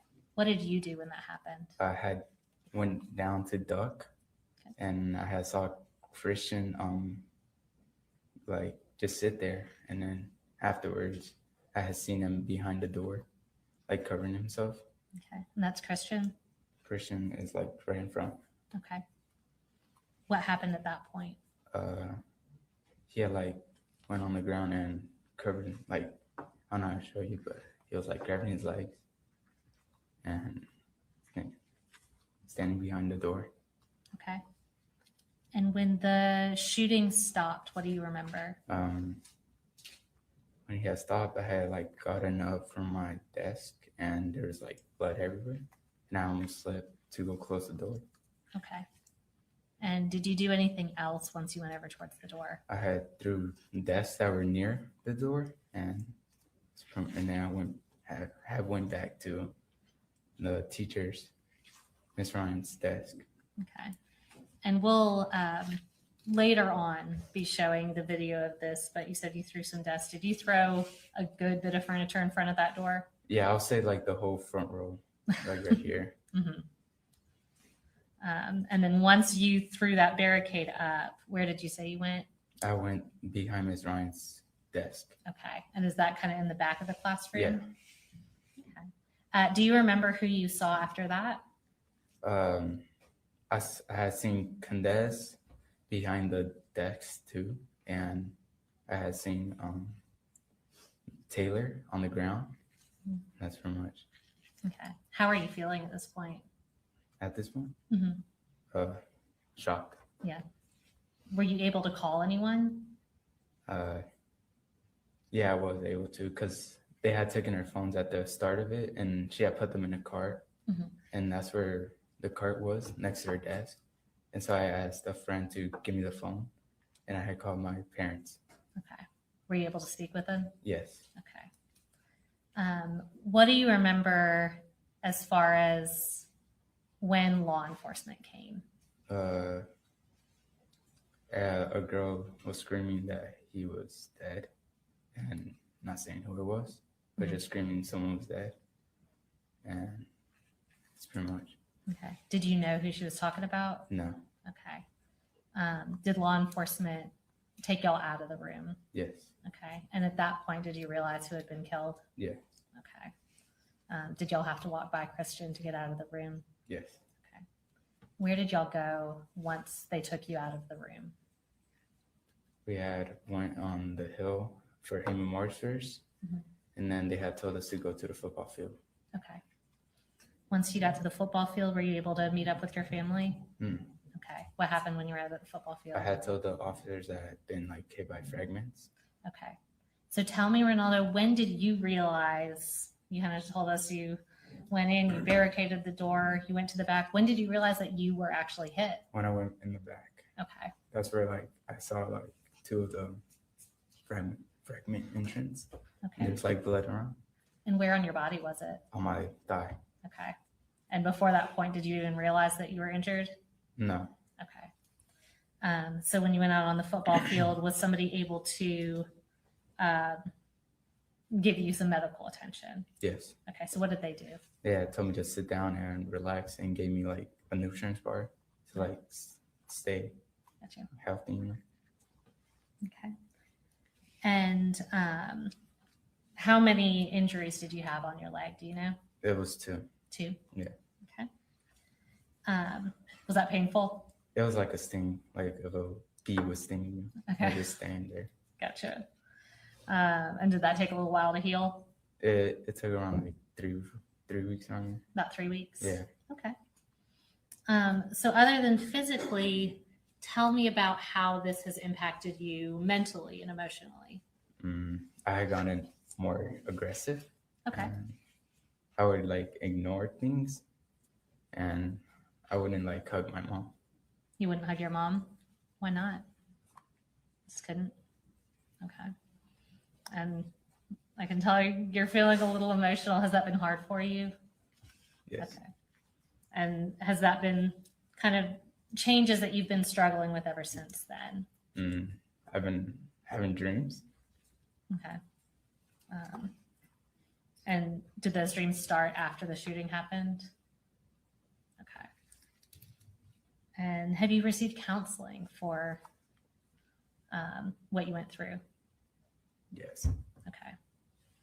And does this continue to be hard for you emotionally? A little. A little. Okay. And Ronaldo, I don't have any other questions for you, but the defense may have a question or two for you. No question. Thank you.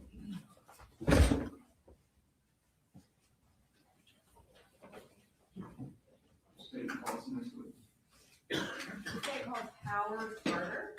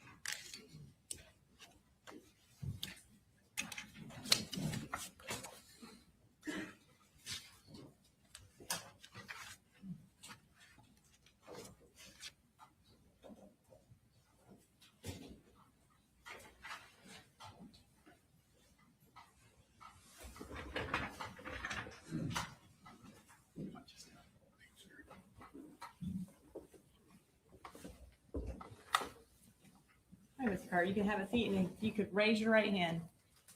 Do you swear to tell the truth, the whole truth, and nothing but the truth to help you God? I do. Okay. And can you introduce yourself to the jury? I'm Howard Carter. I am a registered nurse at Northeast Georgia Medical Center in Barrow County. And how long have you been a registered nurse? About 7 years. Have you spent that entire 7 years in the Barrow County Hospital? No, ma'am. I was with Piedmont Walton first. Okay. What educational background do you have that qualifies you for your position as a nurse? There was 2 years of prerequisite courses at Gwinnett Tech, and then there was my RN training at Athens Technical College. Okay. And at Northeast Georgia Barrow, what kind of nurse are you? I am a registered nurse in the emergency department. And tell us what you do as a registered nurse in the emergency department. We are the first line when you come to the hospital. We triage and we determine, as a nurse there, we treat and either send you to transfer or send you into our hospital or send you home. Okay. So I'm going to turn your attention to the morning of September 4th of 2024. Were you on duty that day? I was. Okay. And were you made aware that there was a shooting at Apalachee High School? We were. When y'all were made aware of that, did y'all prepare for potentially getting patients? We did, yes. Okay. And how did y'all prepare for that? Without knowing what type of patients we would be getting, we prepared our 2 larger rooms just in case there was serious trauma that came through the door. And did you specifically have 2 patients that you worked on that came from Apalachee High School? Correct. And what were their names? One is, I'm going to say Ronaldo Vega, and Jackson, I can't remember his last name. Does Jackson Beaver sound familiar? Beaver, correct. Okay. Do you have an independent memory of working with the 2 of them? Yes. Okay. And if you can tell us, was there anything that stood out to you about either of their demeanors? I think Mr. Vega may have been crying. Mr. Jackson, nothing really. Okay. Or Mr. Beaver, sorry. Yes. And as far as your role in their treatment, you mentioned that ER nurses triage. Is that what you did with Mr. Beaver and Mr. Vega? Yes, ma'am. Okay. And did you also, were you their, I guess, main treatment provider that day? Yes.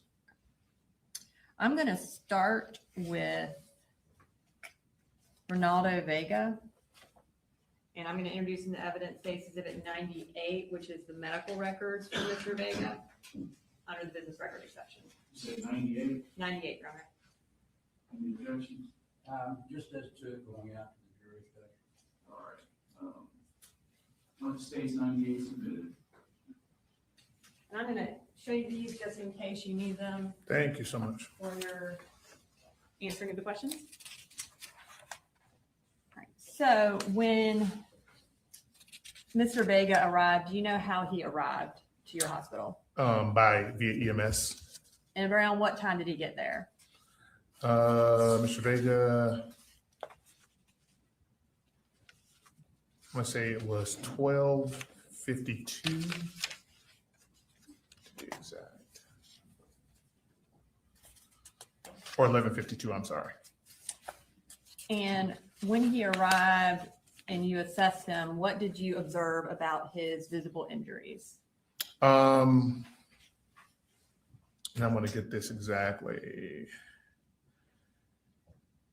He had what we would consider just lesions or abrasions in his left and upper lower extremity, and including his left shoulder. That's what we observed initially. Make sure I didn't miss anything.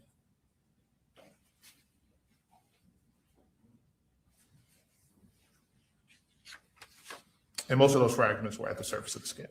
Okay. And you said you observed abrasions or lesions. What was the cause of those abrasions or lesions?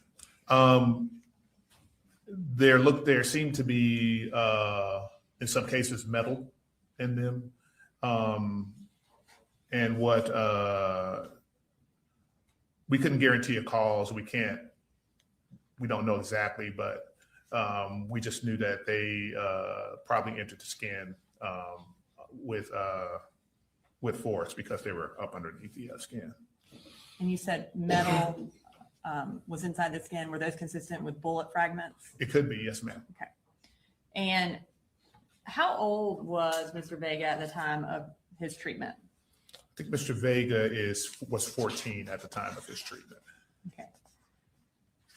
Okay. Those types of injuries where there is metal that has entered your skin, obviously with force, as you indicated, would those injuries be painful? Yes. What treatment did you provide to Mr. Vega? We did give him 600 milligrams of ibuprofen, and he also had a tetanus shot. Is that based on the fact that there was metal inside his body? Yes, ma'am. Any injury that causes, injury to the body, yes, ma'am. And were you able to remove the metal fragments from his body? We were not, as per the provider, the metal would have to, because it would have been tissue disruption from as per the provider, it would grow out of his skin. The skin would push it out over time. So essentially causing, or I guess trying to take the metal fragments out would cause more damage. Yes. And y'all chose to kind of let them work themselves out Yes, on their ma'am. own. Okay. Now, at this time, I'm going to move to Jackson Beaver. I'm going to introduce him to evidence case exhibit 99, which are the medical records for Mr. Beaver under the business records exception as well. Any objection? Same objection, Judge. All right, 99 is submitted. And was Mr. Vega able to leave that day from the hospital? Yes. Did y'all, before we get to Mr. Beaver, before Mr. Vega left, did y'all kind of assess his emotional needs and provide resources if needed for that as well? If I remember correctly, and looking through actually more than what you guys have here, I think we let him speak to behavioral health. Okay. And is that something that you do when someone has been through a traumatic experience? Yes. Now, moving to Mr. Beaver, did you have the same role in his treatment that you had in Mr. Vega's treatment? Yes, ma'am. And approximately what time did Mr. Beaver arrive at the hospital? It looks as if that is going to be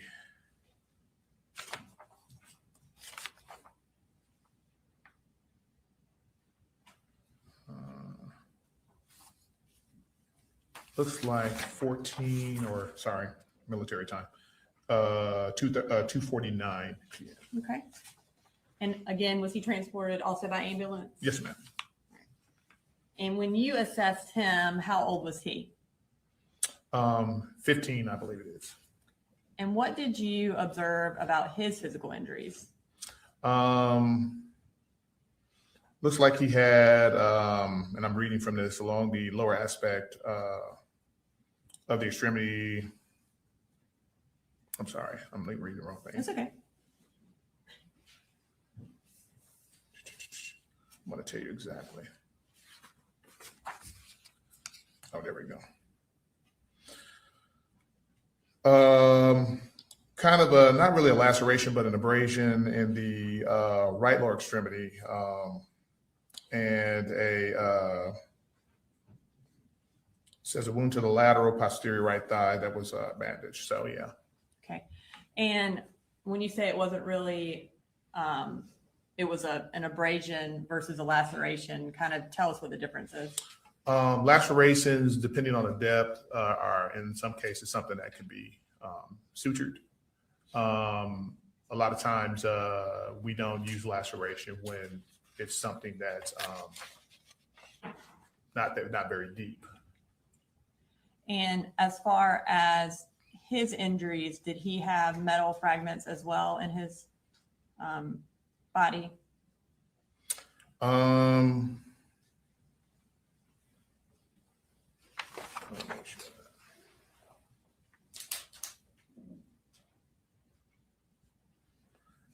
Let's see.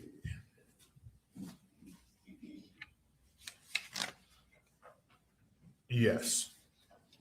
And what treatment did you provide to Mr. Beaver? His treatment was, we bandaged the area where he had the abrasion. That was the first thing we did, and I just want to make sure. He was also x-rayed to make sure there weren't any Fractures. Right. Because of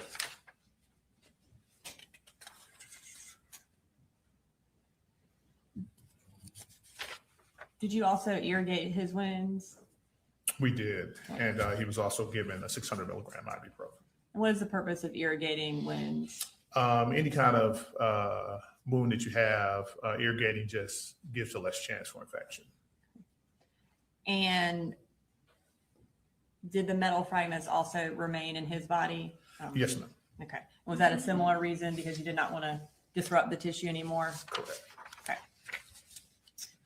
And was he able to leave the hospital that day? Yes, he was. And was he similarly given the ability to talk to someone from behavioral health because he had been through that traumatic experience? Yes, ma'am. When I looked at the records, it looks as if he also spoke to behavioral health, and they gave him information on outpatient care if necessary. Thank you. I don't have any further questions for you. Thank you, Mr. Carter. No questions, Your Honor. Thank you, sir. Very good. All right, thanks, sir.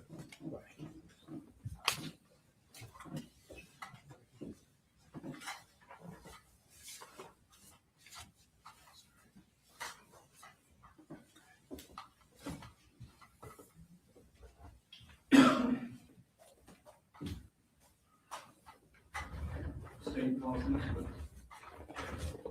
State Call Special Agent Jerry Oldman.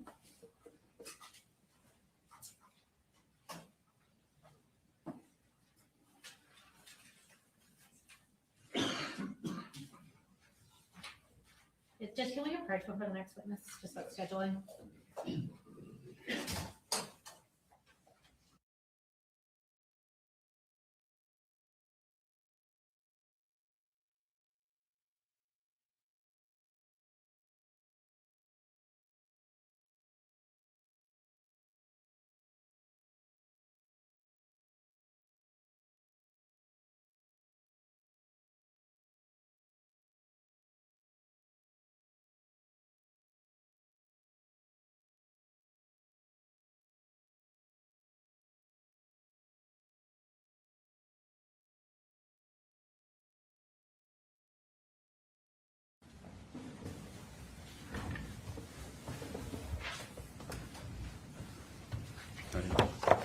Go ahead and have you raise your right hand.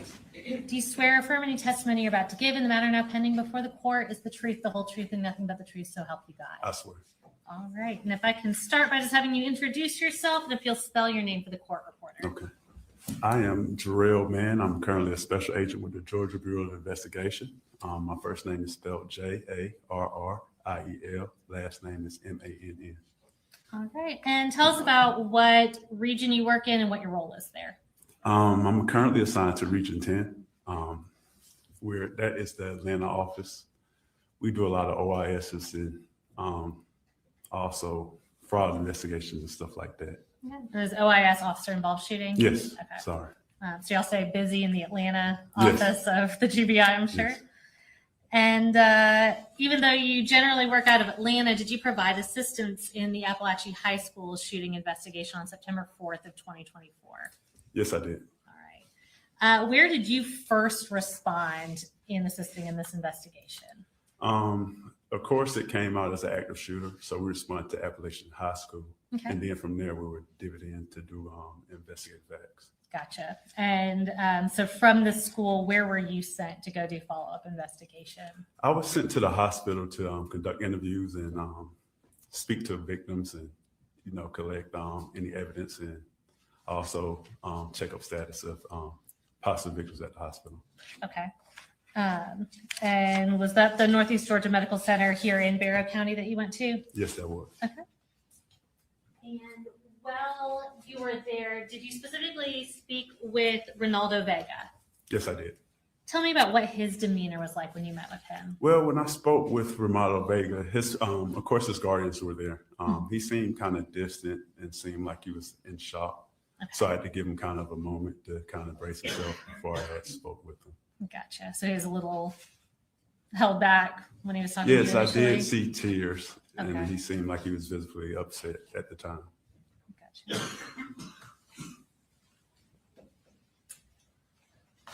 And I'm going to show you what's been marked as State's Exhibits 100 through 102. Did you have the opportunity to photograph Ronaldo's injuries while you were there? Yes, I did.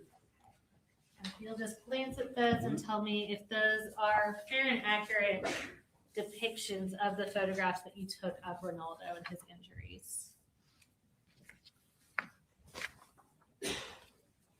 Yes, they are. And Judge, at this time, we would ask to tender and publish State's Exhibits 100, 101, and 102. Okay. All right, 100 through 102 are admitted. We're going to pull those up. They should show up on the screen behind you as well as in front of you. And this is State's Exhibit 100. Will you just tell us what we're looking at there? That looks to appear to be his inner thigh. I don't know if that's his left or right, but that's his inner thigh that he showed me. Okay. And Judge, I think it states 102 has the space. Is that correct? Yes. Okay. So we'd ask that State's 102 not be published by the media. All right. My understanding to the media is that 102 has Ronaldo's face, and you're not to photograph or record or broadcast 102 here. All right. So this is 100. We'll show 101 first. And what are we looking at here? This is his arm. It was, I guess it was injuries or lacerations that was shown to me that I documented, took pictures of as well. Okay. And last, we'll just show 102. And this right here is just the overall photo that I took of him lying in hospital bed. All right. Does that picture kind of accurately represent Ronaldo's demeanor that you saw? Yes.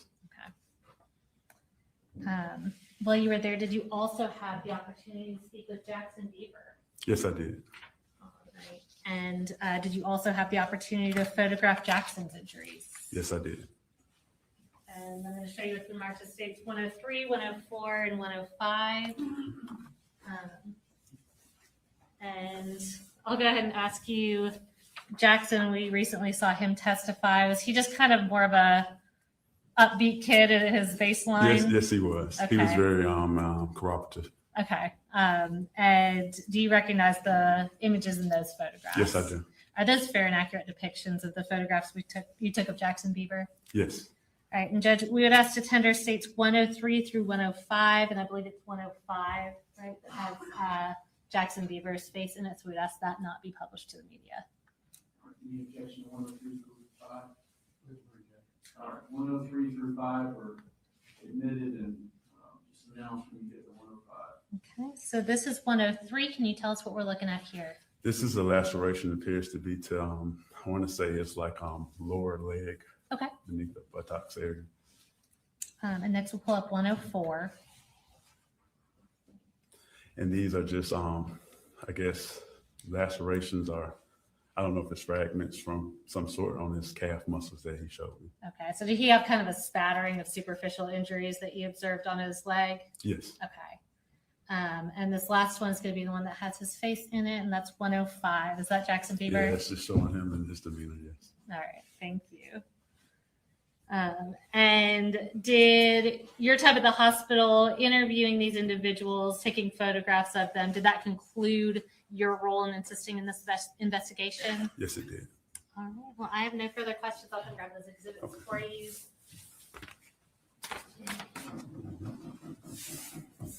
Cross. When you're across, you're free to go, sir.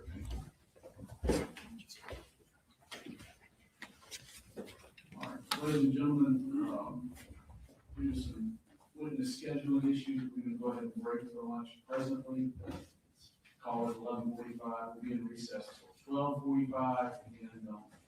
Again, on social media or media. We'll talk about case review research.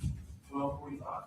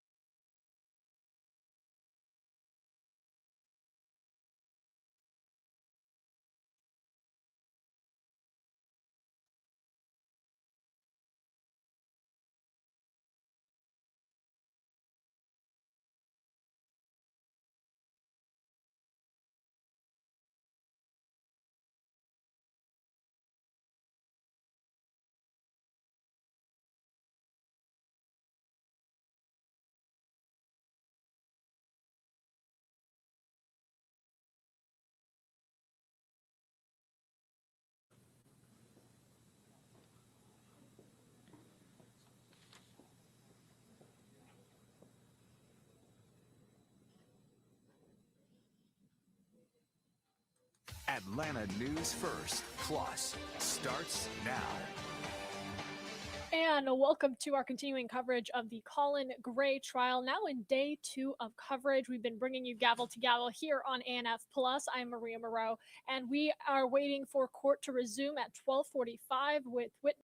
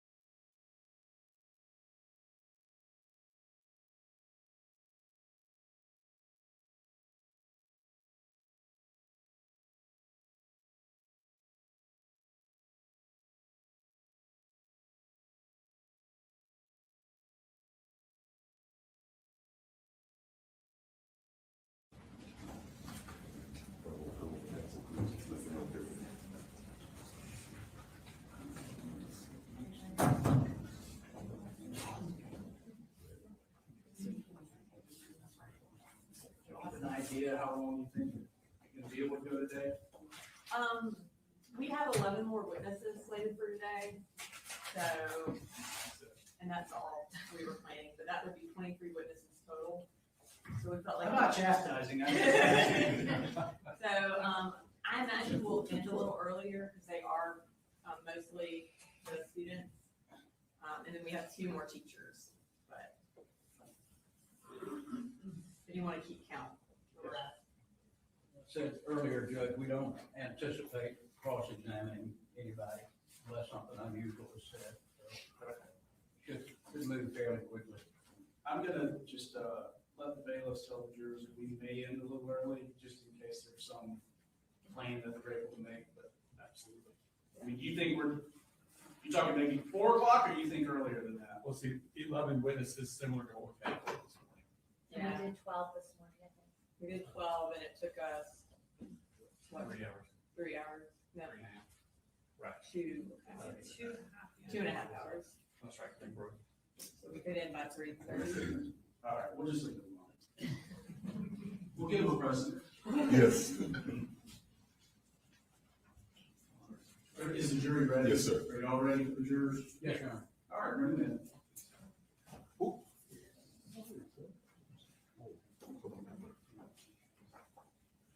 Waiting on one in the bathroom, sir. Okay.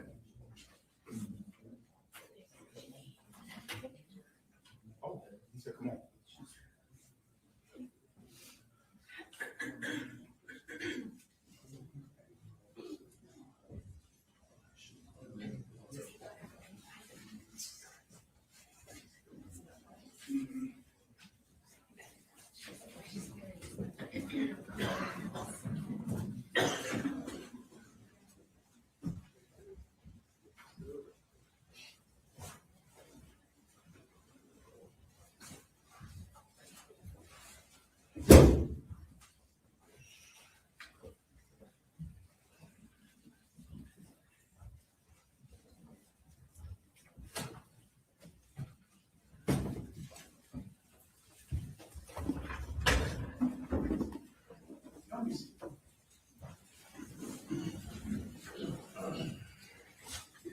State calls next, please. State called Hayden Bowen. Juvenile. And this is also a juvenile runner. All right. I'm assuming I haven't seen media here earlier, but I'll say it again. Legal witnesses do not film, photograph, or record their cases.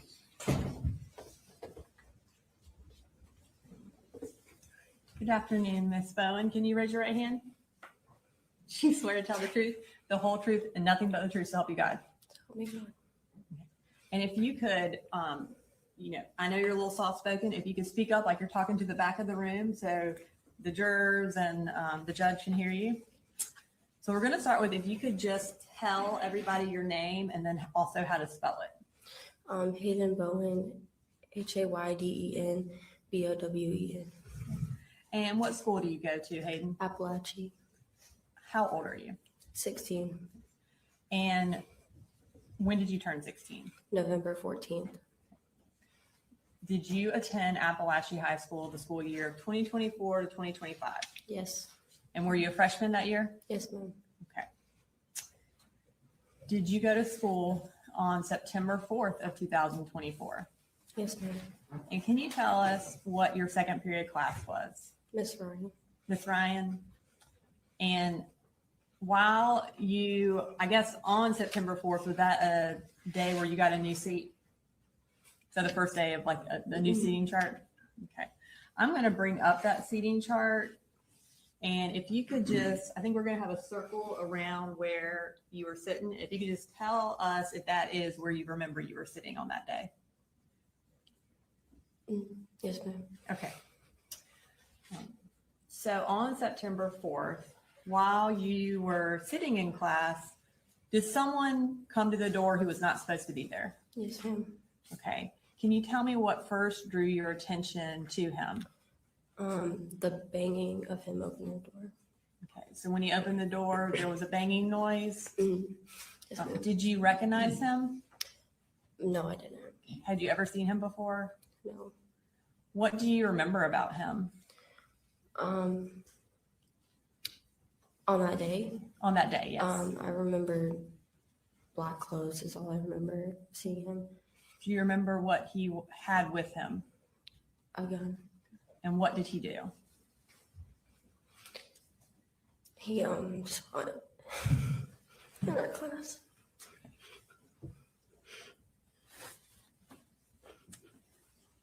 And if at any point you need a break, just let me know, okay? Yes, ma'am. So he shot. What did you do when he started shooting? I got to the ground. You got to the ground. Did you get to the ground right where you were seated? I think so. My vision went out, so I'm not sure where I got down, but I know I did. At some point, did you kind of regain your vision? Yes, ma'am. What do you remember about when he finally left? I remember getting up and talking to my teacher and the police officers saying to put our hands up. Before you talked to, or before the police officers got there, can you tell me what you remember about what was going on inside the classroom? I remember there was a lot of yelling and screaming and blood and people on the phone with their parents or whoever they were on the phone with. You say there was a lot of yelling. What were people yelling? Help me, I've been shot, I'm gonna die. And were you afraid that day? I was. And you said that a lot of people were calling their parents. Were you able to call anybody? Yes, ma'am. And who did you call? I called my mom. And what did you tell her? I told her that I was gonna die. And when you eventually moved from the floor, do you remember where you went in the classroom? I don't remember. And do you remember who you ended up next to or who you were talking to? I was next to my friend Jalen, and You say Jalen? yes, ma'am. Okay. And anyone else? I think I was next to Miss Ryan and Nautica as well. And what were you trying to do at that time to try to help? I was trying to move the smart board in front of the door, but I couldn't get it there. And I was asking Miss Ryan if she needed help. And at that point, did you know whether or not the shooter was in custody? I didn't know. Were y'all still concerned that he might come back? Yes, ma'am. Is that why you wanted to put the smart board in front of the door? Yes, ma'am. Tell me, you said when law enforcement arrived, they told you to put up your hands. Yes, ma'am. What happened after that? We walked out of the classroom and went to a little field before we went to the actual football field. And when you went to the football field, what was the purpose of going to the football field? Maybe to get everybody together and to make sure people were out of the building. Eventually, were parents allowed to come to the field? Yes, ma'am. Okay. And did a lot of parents show up? Yes, ma'am. Was your mom able to get there? My mom was not. She was out of town, but my uncle did come and get me. And kind of, can you tell us what the scene was like on the football field when the parents and everybody were there? It was crowded and a lot of crying.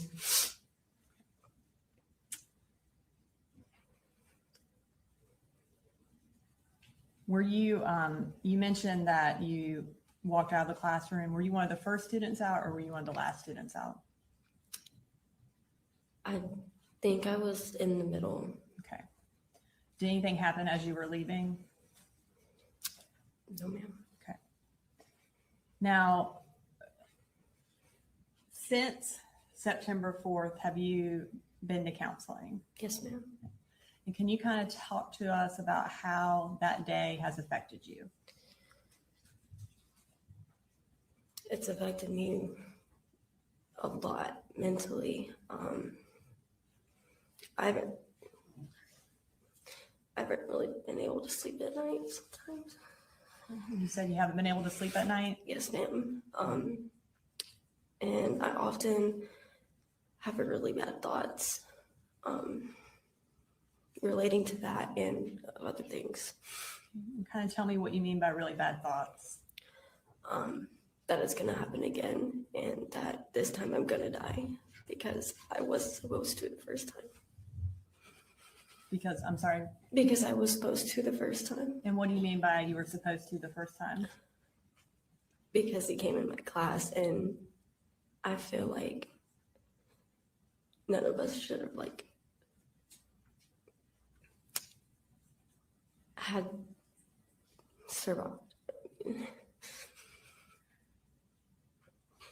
And have you had any sort of anxiety or panic attacks because of this? Yes. Can you tell me about those? Well, my panic attacks, they normally come when I'm in school and I keep thinking and thinking, and then they come and it's hard to breathe during this. Is there anything that you have to do in order to kind of be able to breathe? I do box breathing. My therapist has helped me with that. Okay. And would you call it box breathing? Yes, ma'am. Okay. Is there anything in particular that triggers these panic attacks or the bad thoughts? The sound of like shoes scuffing on the ground. It reminds me of like people running, and loud noises are triggering, very triggering. Is the scuffing something that you remember from September 4th? Yes, ma'am.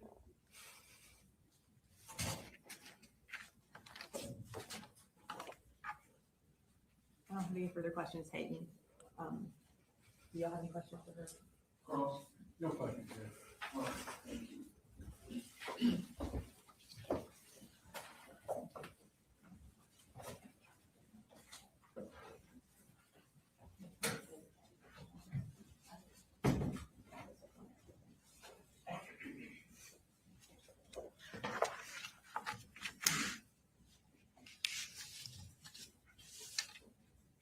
The state calls William Carricker.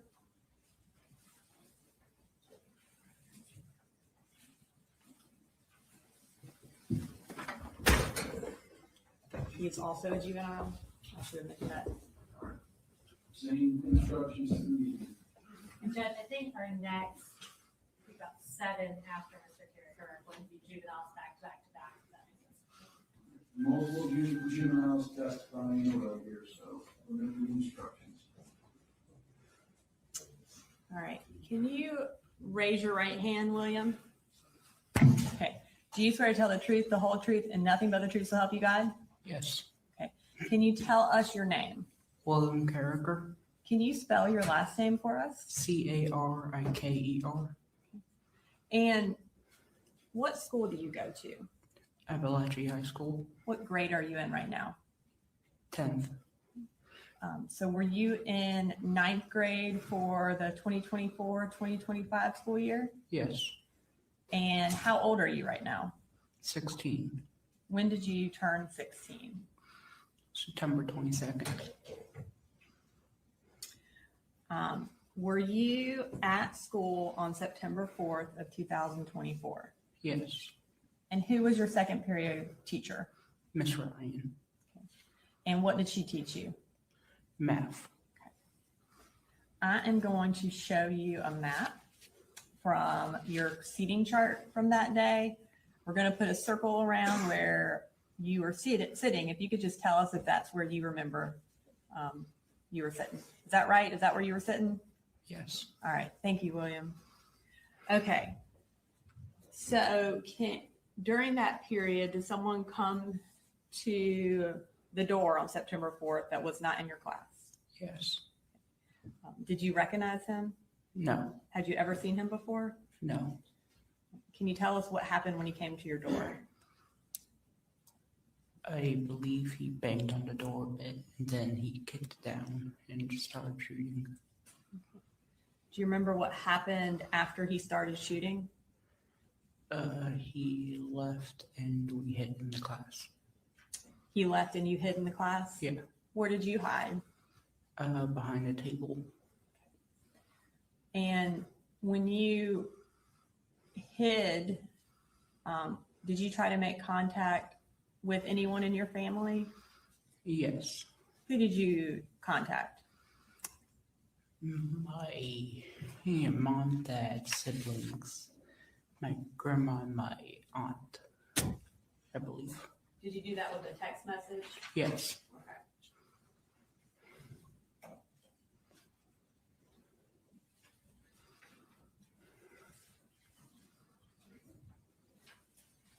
I'm going to show you what's been marked as State's Exhibit 106. Can you look at that and tell me if you recognize that? Yes. And what does that look like to you? The group chat I made telling my parents what was happening. Okay. And is it like a fair and accurate screenshot or copy of that group chat with your parents and your family from September 4th of 2024? Yes. You're all right. This time I'd like to introduce into evidence State's Exhibit 106. You don't get that. All right, 106 is in there.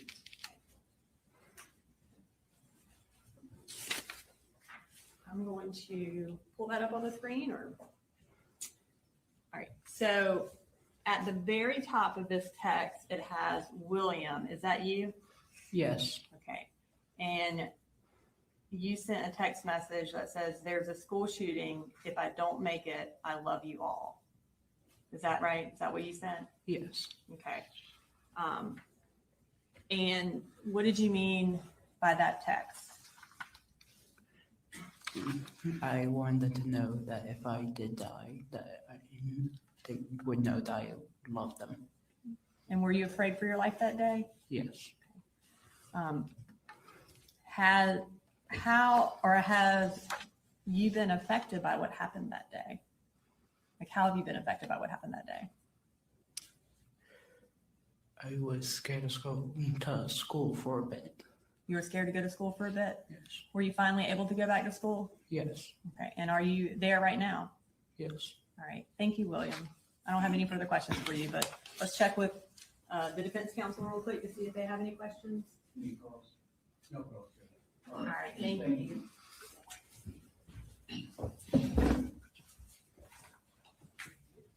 Any calls next, please? The state calls Candace Lawrence.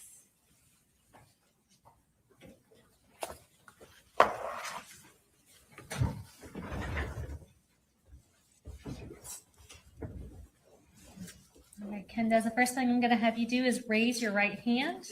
Do you swear to tell the truth, the whole truth, and nothing but the truth, so help you God? Yes, ma'am. All right, and you can put your hand down. And if you will tell us your name, and I'll have you spell your first name for the court reporter. My name is Kendez Lawrence, Kendez.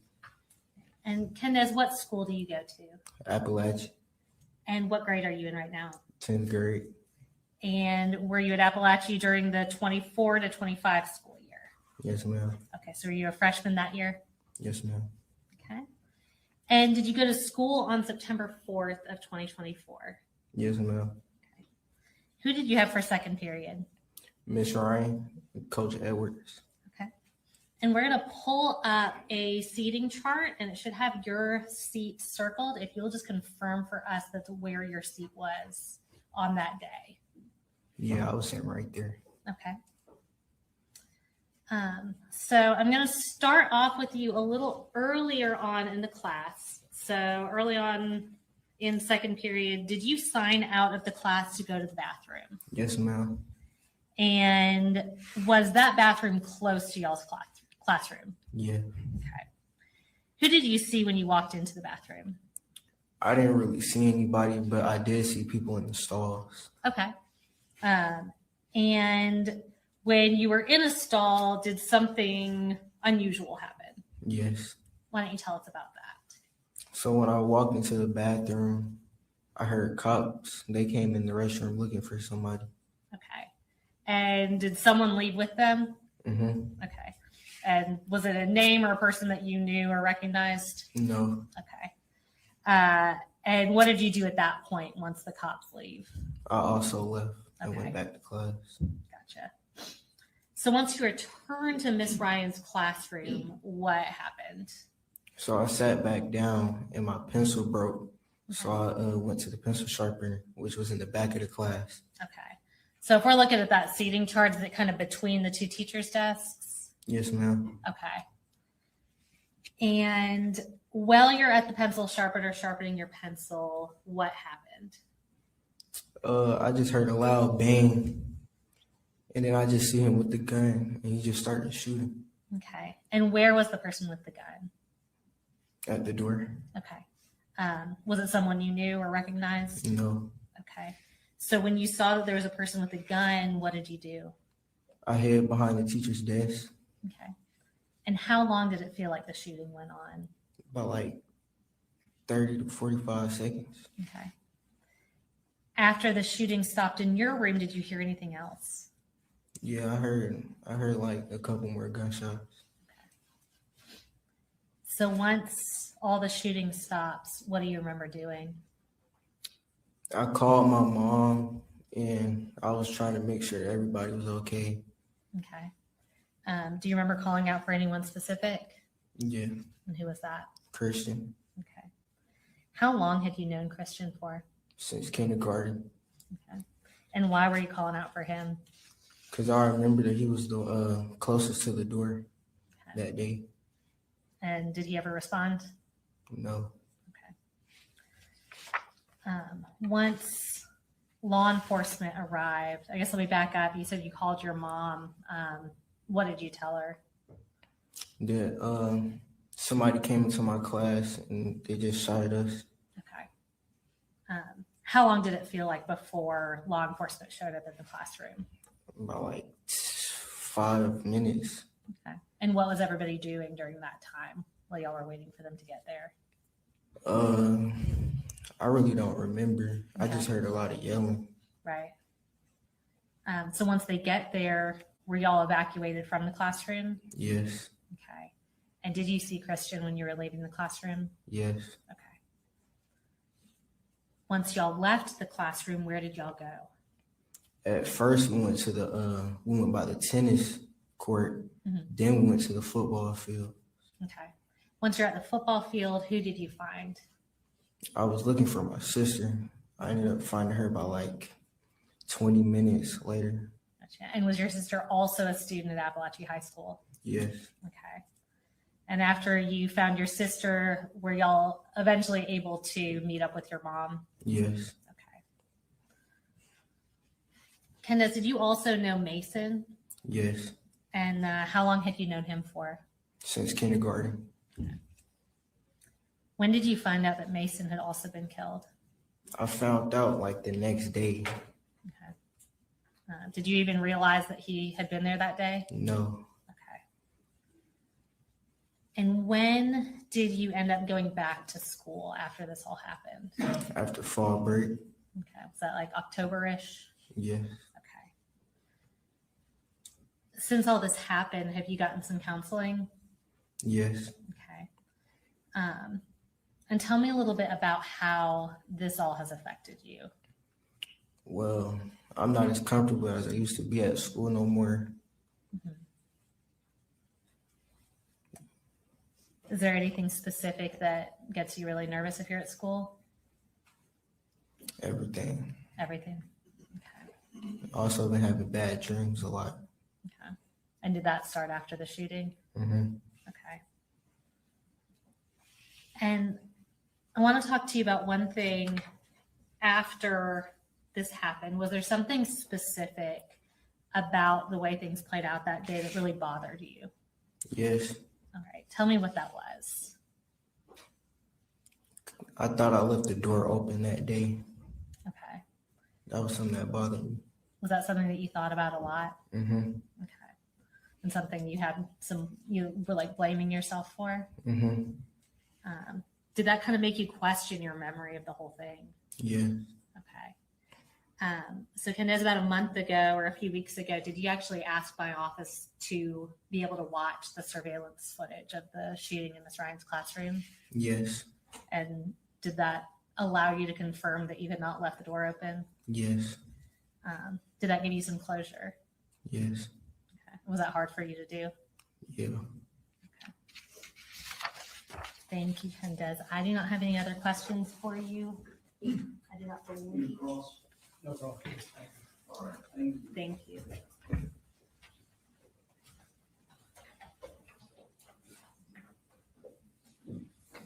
State call next week. The state first calls Marquez Coleman.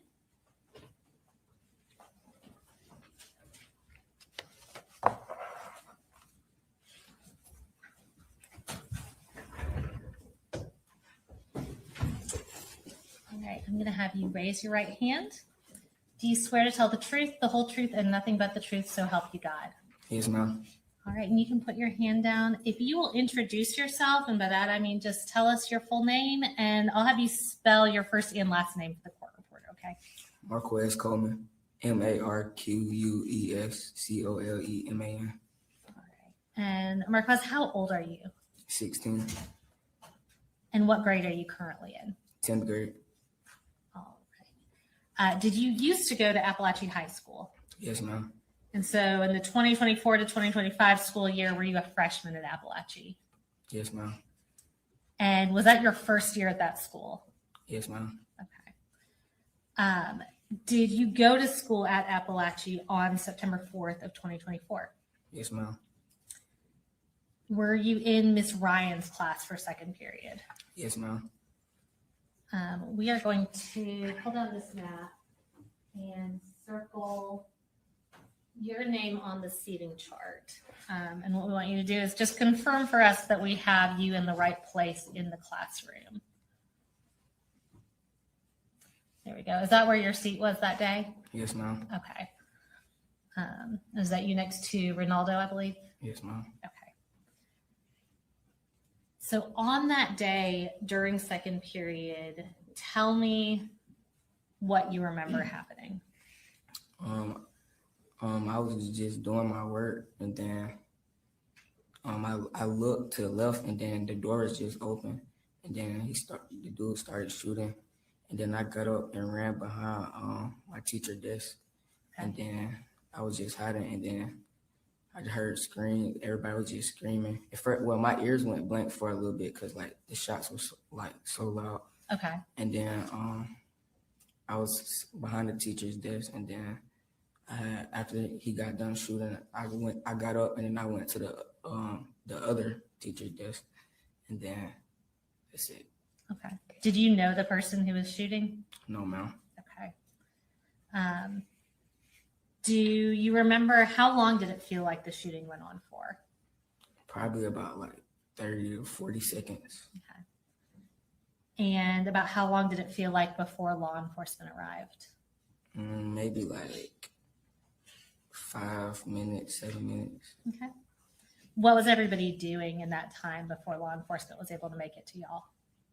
Everybody was just like screaming, panicking, on the phone with their parents, trying to call their parents. Were you able to call your parents? Yes, ma'am. All right. Who did you talk to first? My dad. Okay. And what did you tell him? I told him, I was like, somebody just came in our classroom and started shooting. Okay. Once y'all got out of the classroom, where did you go? We went to a small field, and then we went to a football field after. Okay. And were your parents able to eventually find you there? Yes, ma'am. Okay. Did you go back to Apalachee High School after the shooting? No, ma'am. Why not? Because I was scared. Okay. So did you change schools because of this shooting? Yes, ma'am. Okay. And when did you enroll in a new school? I can't remember. I can't remember. Okay. Was it a period of time that you were out of school? I think I was out for like 2-3 months. Okay. Has this changed how you feel about going to school? Yes, ma'am. Did you previously like to go to school? Yes, ma'am. And how do you feel now? It's different now. Like every time I'm in the classroom, that's all I be thinking about. Like, yeah. Okay. Is it hard not to think about that even though you're at a different school? Yes, ma'am. Has it affected your interest in sports and extracurriculars? Yes, ma'am. Tell me about that. Like it just like after that happened, I just like lost love for sports. I didn't want to do it anymore. Okay. So you drop out of the sports you were playing? Yes, ma'am. Okay. Was that basketball? Do I remember that right? Yes, ma'am. Okay. Have you had counseling since this happened? Yes, ma'am. Okay. I don't have any other questions for you. They don't have any questions, then you're good. Thank you. You're good.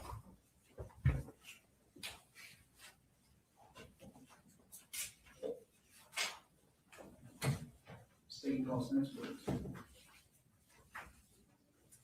state called Brittany Rubio.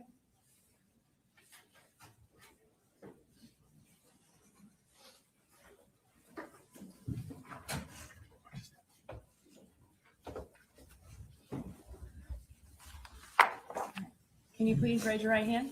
Do you swear to tell the truth, the whole truth, and nothing but the truth so help you God? Yes. Okay. And just so everyone can hear you, if you will just kind of speak loud enough, kind of like you're talking to the back of the room, so the jury can hear you and the judge can hear you. Can you tell everybody what your name is? Oh, my name is Brittany Rubio. And can you spell your last name for everybody? Rubio. And is it -RUBIO? Yeah. Okay. What school do you go to? Apalachee High School. And what grade are you in? I'm a sophomore. How old are you? 16. And when did you turn 16? December 2nd. Back in the 2024 to 2025 school year, were you a ninth grader? Yes. Did you go to school on September 4th of 2024? Yes. And who did you have for your second period teacher? Miss Ryan. Miss Ryan?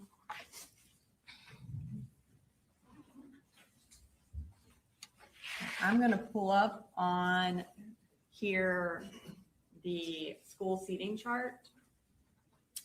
And we have where we think you were sitting circled. Is that where you remember you were sitting that day? Yes. Okay. Was that a new seat for you that particular day? Yeah. Okay. While you were in class, did someone come to the door that was not in your class? Yes. Okay. And tell me how you, or what brought your attention to someone else being in your classroom? Well, I heard a knock and I just looked up and I saw him. And do you remember anything about him? He had like long, curly blonde hair. Was there anything that stood out about what he was carrying? Well, I didn't see at You the didn't see- time. No. Okay. Tell us what you remember happening. Well, I heard a knock, so I look up and then the door opened and just like shots got fired. What did you do when he started shooting? Well, I got up, I got like under my desk for a little bit and then I just like got up because I heard Nautica say she got shot. And was Nautica sitting right next to you? She was in like, well, yeah. And when you heard her say that she got shot, what did you do? Well, I just like went towards her and we went to like where Miss Ryan was. Did you help her get over there or did y'all walk together? Well, she went like by herself and I was like beside her. Okay. Did you stay there until police got there? Mm-hmm.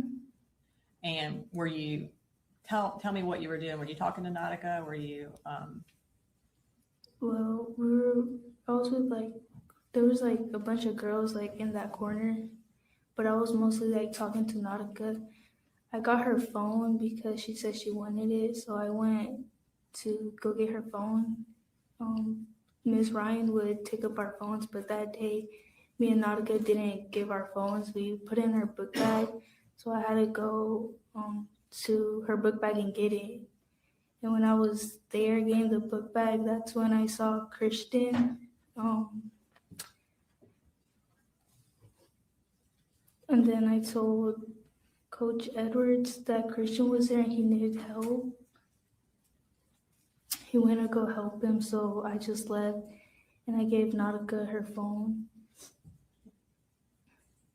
And did Nautica call her mom?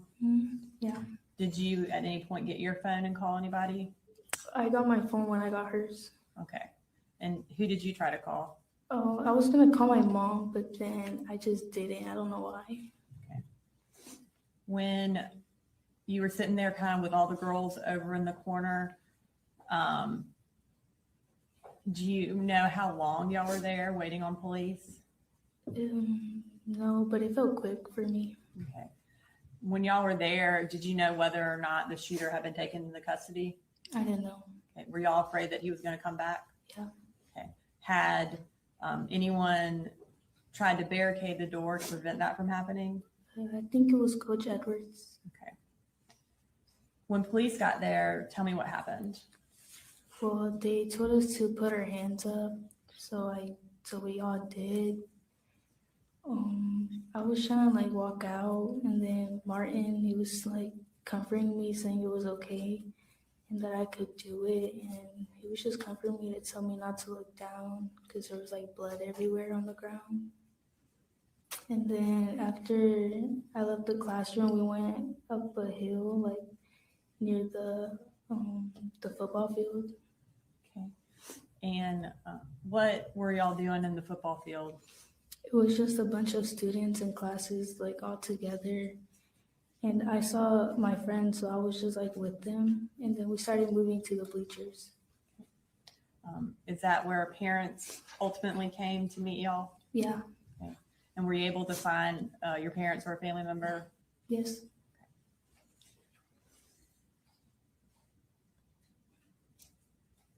When kind of since this day, can you tell us how that shooting has affected you? I get scared very easily now. And when I'm in public, if I hear a loud noise, sometimes I get scared.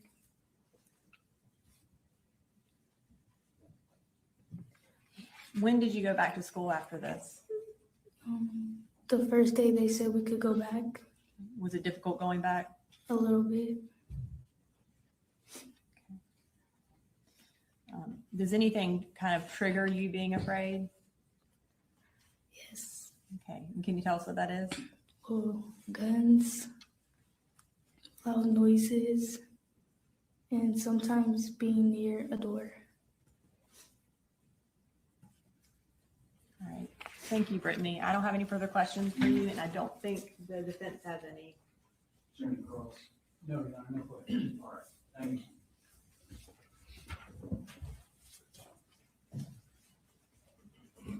Could you bring Michaela Brown next? They call Michaela Brown, right?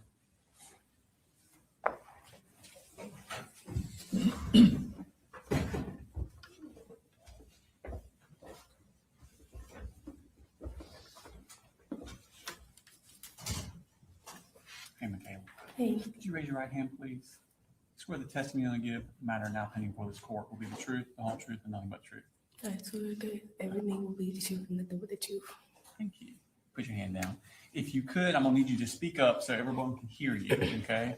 And you can use that microphone. Could you please introduce us and tell us what your name is? My name is Michaela Brown. Okay.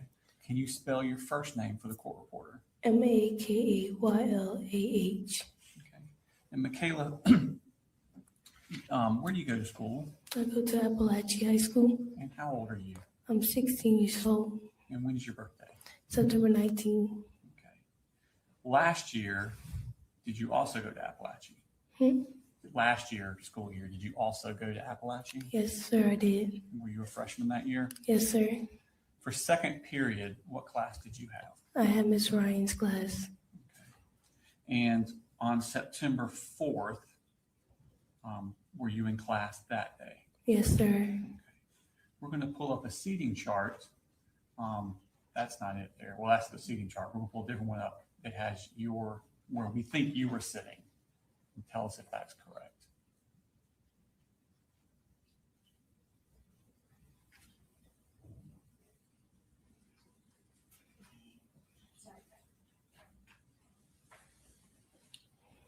I was sitting right there.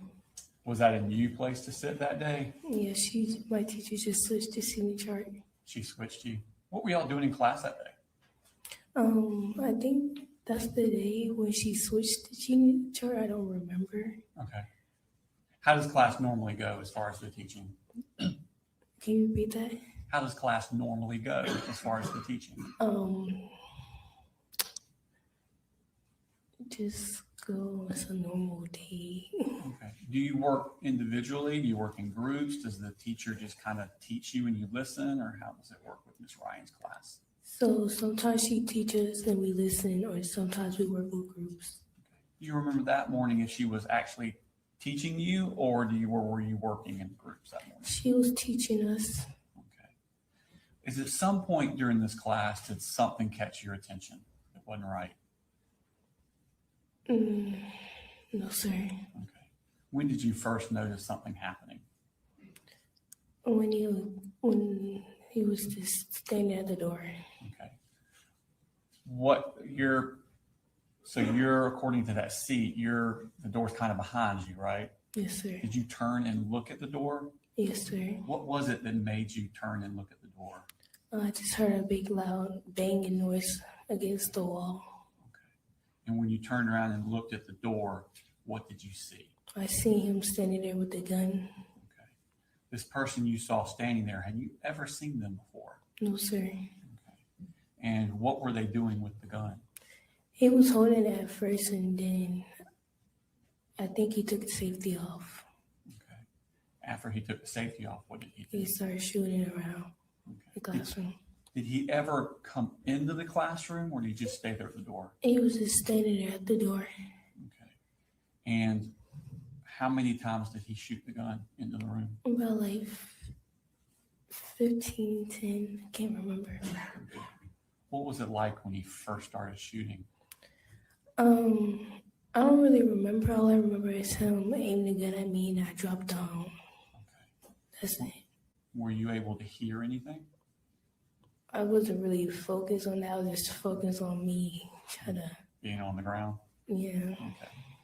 So how long do you think it took for those 15 or so shots before he stopped shooting? How long was it when you hit the ground to when he stopped shooting? Like 10 seconds. Okay. When the shots stopped, what did you do? I got up, looked around, and then I just remembered just to go get my phone to call my mom. When you got up and looked around, was the shooter still in the room? No, sir. The door was blocked. The door was shut and locked. Okay. Who was blocking the door?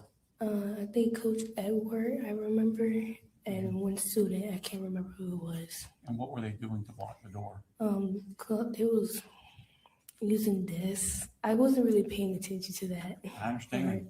What were you doing at that point? I ran to the other side to go grab my phone, call my mom. Where on that was your phone on that little Under Miss Ryan's desk. Okay, and hers is the one on the top right corner. Yes, sir. Okay. So you went and got your phone. Did you stay up there to call your mom, or did you run somewhere else with your I phone? stayed under the desk. Stayed under the desk. Were you able to reach your mom? Yes. Okay. What did you tell your mom? Well, I told my mom that my school got shot up, Mm-hmm. and then I think that's all I remember. I told her. Did you stay on the phone with your mom, or did you hang up? I was still on the phone with my mom, but like I was kind of not paying attention to her.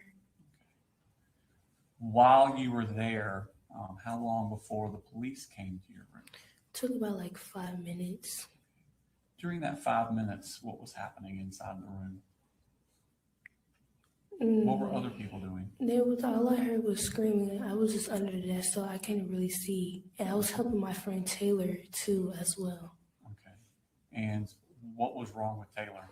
She was on the ground, looking like she's passing out. Okay. Could you see if there was any blood around her? No, sir. All I remember her was her leg. That's all she said, and then her grab her phone. Okay. And you said she was passing out? Yeah, her. Did she pass out? No, I can't really tell, but all I saw was her lip going white. And was she able to move around any? No, sir. Okay. Did you stay there with her? Yes, sir. Okay. Were you still with her when police came? Yes, sir. When the police got there, how did they get in the door? They moved the desk out the way, like they was just shoving themselves in there. I think Coach Edward was helping them too. I can't remember. Okay. About how many police came in? Like 2, 3, I can't remember how many. And what were they doing when they came in? They was grabbing all the injured people first, and then they told us to, like, let's go out that door. And then I was holding my friend Hayden's down, her eyes, like, so she wouldn't see. Okay.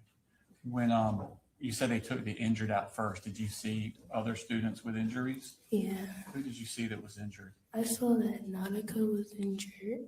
And Where was she injured at? Could you on tell? the other side with Miss Ryan, on the other side of the classroom. Okay. What part of her body was injured? Could you tell? No, sir. Okay. Other than Nautica, who did you see? I saw, I remember seeing Natalie. That's who I remember seeing getting. And where was on her body was Natalie injured? I remember seeing blood from her face. You saw I don't blood on know her who. face? Somewhere Okay. when I was over there with them. When you left from helping Taylor and left the room, you said something about your friend Hayden was helping you? No, I was helping Hayden, You were like cover helping her Hayden. eyes so she wouldn't see the body. Okay. And which body are you referring to? Kristen's body Where was Christian's body at? near the doorway. Okay. Did you see it? Yes, sir. Okay. And was he alive or deceased? He was deceased Okay. How could you tell? because he wasn't moving, and I think I remember seeing his eyes open. I can't tell. Okay. And Hayden, how was she reacting?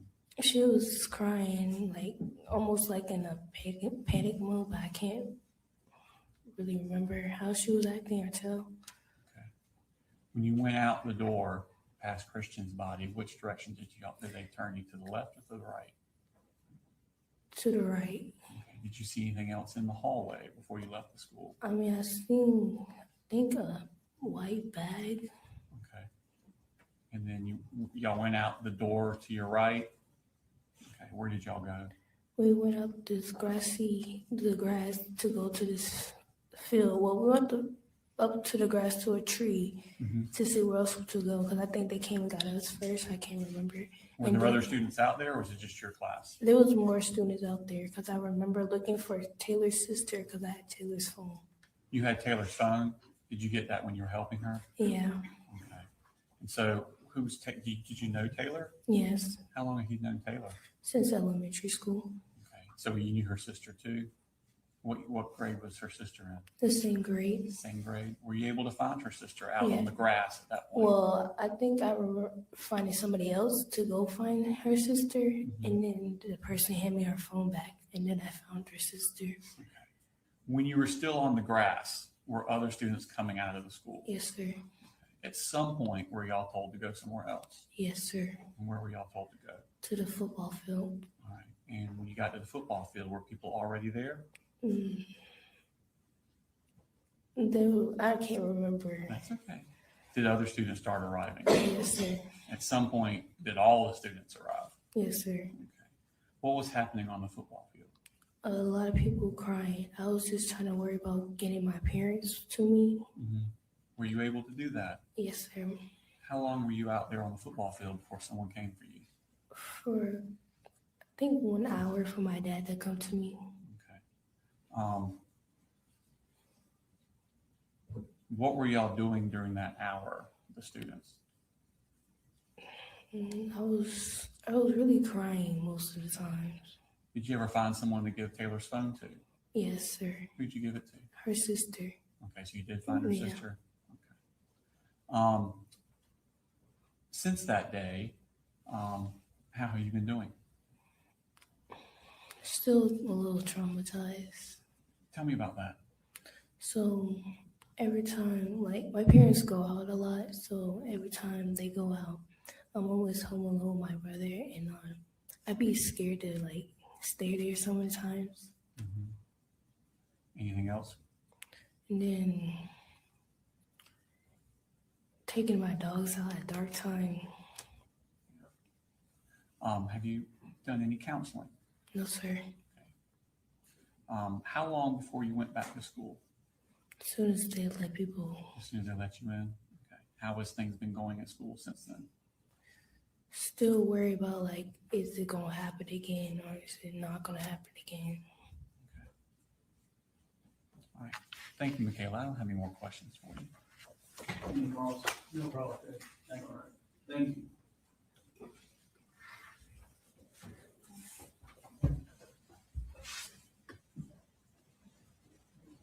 City Council. St. Claus Galen Brady.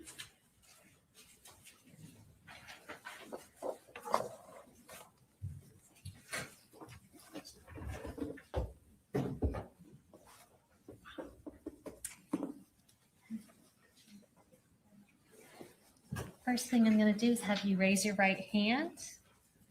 Do you swear to tell the truth, the whole truth, and nothing but the truth, so help you God? I do. All right, you can put your hand down. And if you will start just by telling us your full name and spell your first name for us. Jalen, Jaylyne, Brady. Okay. And Jalen, what school do you go to? Apalachee. How old are you? 16. And when did you turn 16? January 20th. So not very long ago. No. And so were you in ninth grade last year, the 2024 to 25 school year? Yes, I was. And do you remember whose class you had for second period? Miss Ryan. Okay. So we're going to pull up that seating chart again with where we believe you were sitting circled. Can you tell us if that is correct where you're sitting that day? It is correct. Okay. That's you on the end and you're next to Hayden. I believe so. Okay. And taking you back to September 4th of 2024, were you at school that day? Yes, I was. And can you tell us during Miss Ryan's class that day when you first realized something was wrong? When everybody hit the floor. Okay. So did you notice people reacting before you even noticed something else? Yes, I did. So once everybody hit the floor, what do you remember? Like everybody like moving, like dragging all the desks. Okay. Do you remember, like, in your mind, do you remember hearing gunshots? Yes. Okay. And how long did it feel like the gunshots went on? For like 30 seconds. Okay. And where did you go during that time? Under the board. Okay. That kind of smart board we see in the corner. Okay. So you said that people were moving desks and that kind of thing. Once the shooting stopped, what do you remember? Helping other people. Okay. Is there anyone specific that you remember that needed help? Nautica. Okay. And what was going on with Nautica? She was just, I don't know how to explain it. Could you tell if she was injured? Yeah. Okay. And how was she acting? It's hard to put into words, I know. I don't know. Okay. Can you describe like what she was doing? Was she crying? Was she? Yeah, she was crying. Okay. How were the rest of the kids in the class acting at the time? They were also freaking out. Okay. And how are you acting at the time? Do you remember? I think I was acting calm until I stood up, you know. Okay. I didn't think it hit me until after. Okay. At what point do you think it hit you? You said when you stood up? Yeah. Okay. So you were still in the classroom? Yeah. All right. What do you remember about that moment? Honestly, I don't know. Is it kind of hazy still? Yeah. Okay. How long did it feel like until law enforcement arrived? Like 5 minutes. Okay. And during that time, did you stay with Nautica? Yeah. And were y'all over there by the smart board? Yes. All right. Do you remember if anybody else was over there with y'all? Miss Ryan, Natalie, and Melanie, and Brittany. Okay. And do you remember if anybody else over there was injured too? Yeah. Natalie and Melanie were. Okay. And once law enforcement arrived, what happened? They took all the injured people out. Okay. And then after all the injured people were out, were the people who were not injured able to leave? Yeah. Okay. Do you remember anything about when y'all were walking out?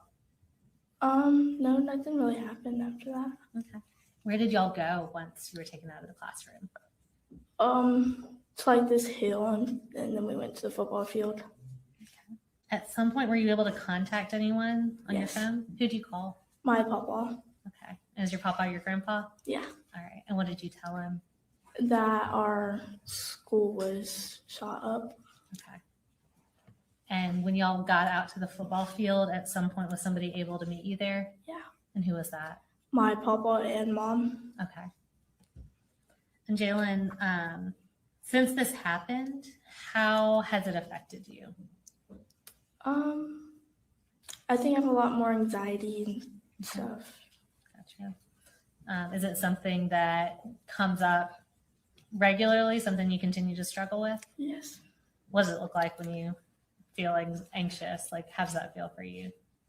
I'm not really sure what it's worse. Yeah. Is it something, has it made school any harder for you? A little, yeah. Okay. And do you feel it sometimes at home too? Not really. Okay. Mainly school? Yeah. Okay.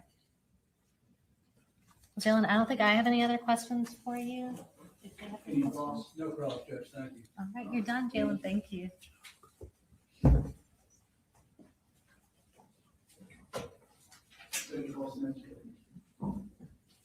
you get Martin Marino Galvin?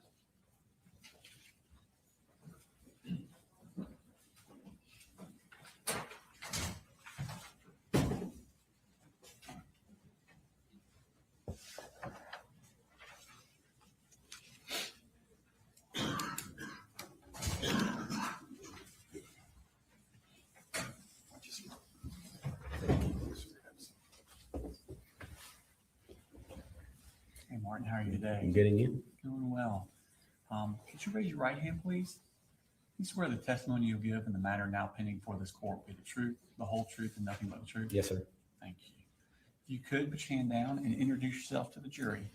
My name is Martin Marino Galdames. Okay. Do you want me to spell it out? I would love for you to spell that. Thank you. My first name is Martin. My first last name Merino.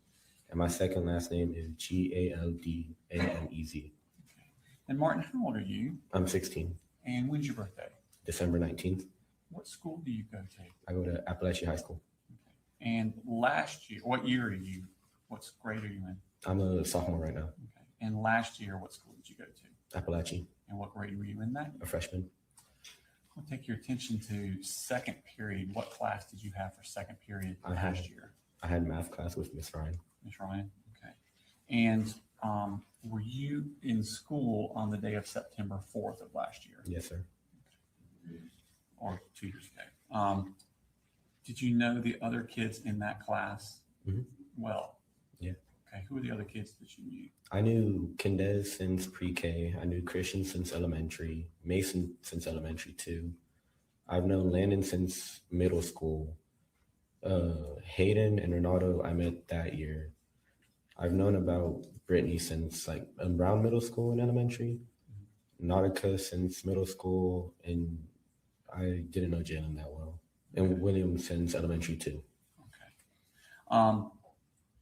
What were y'all doing in class that day?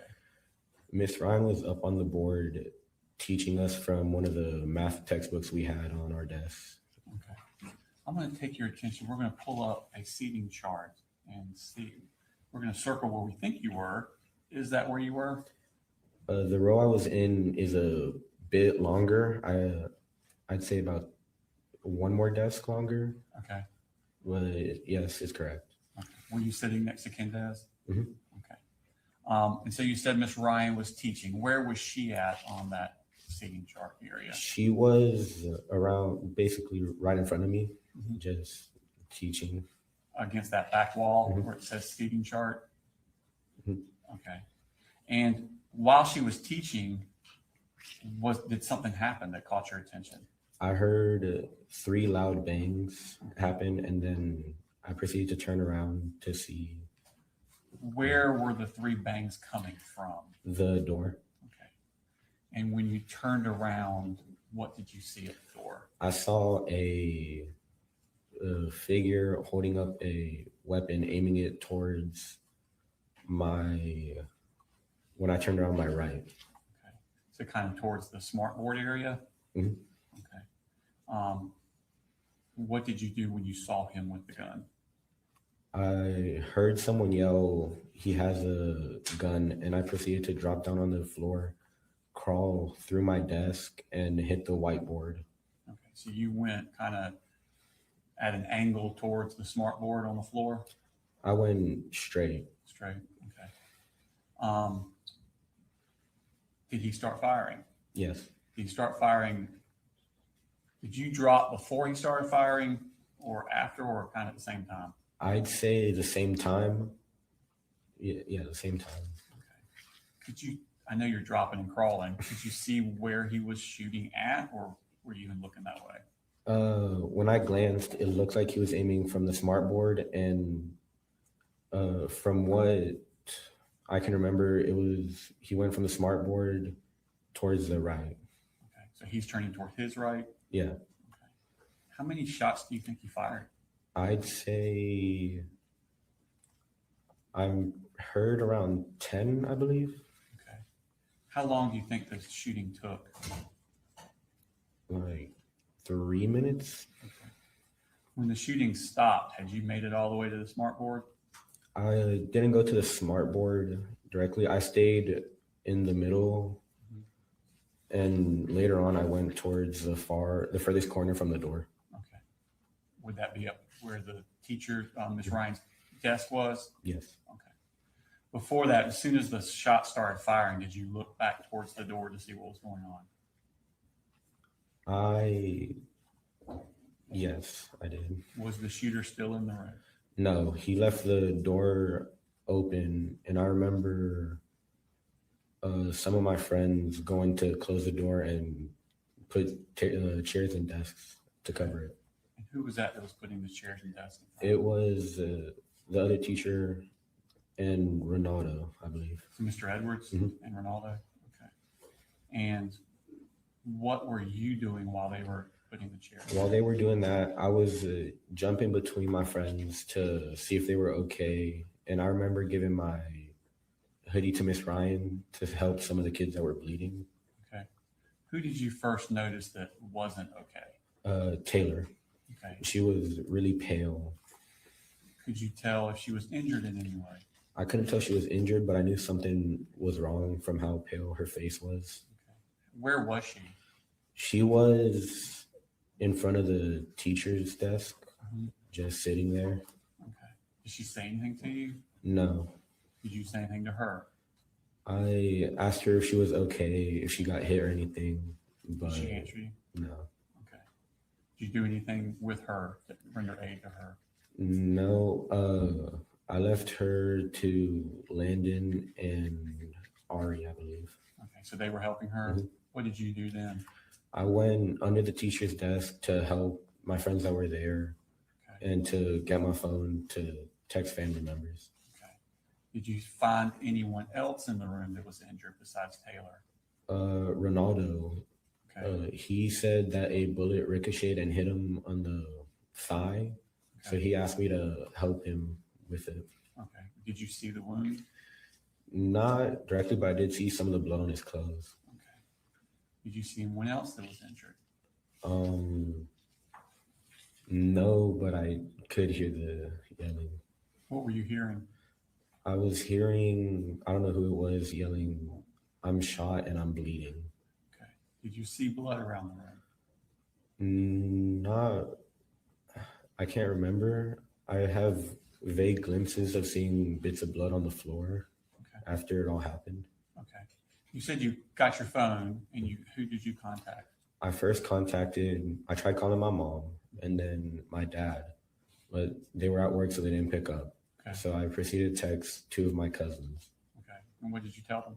I told them that they were shooting in the building, that they went for my classroom first, and that I'm not hit, thankfully, but some of my classmates are. After the shooter left your classroom, could you hear any more shots other parts of the school? I don't remember. I wasn't paying attention to that. I was trying to help some of my friends. I completely understand. How long was that y'all were in the room without anyone else helping? I would say half an hour or less. Okay. And who first came to help y'all? The cops first came to check on everyone, to see how bad the injuries were, and to guide us out of the building. Okay. And who did they take out first, the cops? I don't really remember that well. Okay. At some point, were you taken out of the room? Yes. Did you walk on your own free will, or did someone have to take you? I walked on my own free will because I also had to help Ronaldo get out of the building because he couldn't walk that well. Ronaldo was having trouble walking? Mm-hmm. Okay. Did you see Christian on your way out? Mm-hmm. Okay. And how was he? He was just laying down on the floor. I couldn't see much because I didn't want to, and I was helping others. Did you know he was there before you went to leave? Mm-hmm. Was there discussion around the room about it? Hmm? Was there any discussion around the room about it? About Christian? if he's Just about his well-being? there was a bunch of talking about people saying he was the first one to get injured. But that's really all I can remember. Okay. When you left the room, did you go to the right or the left? The right. Okay. Did you notice anything in the hallway that caught your attention? No, I was mainly focused on leaving the building as fast as I could. As fast as you get out. Okay. And where did they first take you? They took us to a little hill past the road that links Heyman Morris to Apalachee. And then after a bit, they took all the students there to the football field. Okay. When you got to the football field, what was happening there? People were looking for their friends, crying, calling their parents. And there were teachers making sure kids were okay. Okay. What did you do at the football field? I roamed around looking for my friends. And once I made sure they were all okay, I couldn't contain myself and I just started crying right there. How long were you at the football field? I'd say 3 or 4 hours. Okay. And at some point, were you able to leave? Yes. Okay. And who came and got you? My mom came and got me first, and then my dad came later on. Okay. And since this time, have you had any impact on your life? I've gone to therapy, but before that, anytime I heard a loud bang multiple times, I would get scared, be aware of my surroundings, and always look at the door. Okay. How long was it before you went back to school? It was, I believe, a month. Okay. Were you injured in any way physically? No, sir. Okay. And I think you said you went to counseling? Mm-hmm. How long did you go to counseling? I believe it was 4 months. Okay. And did it help? Yes. Okay. Martin, that's all the questions I have. Thank you. Any calls? No problem, Chris. Thank you.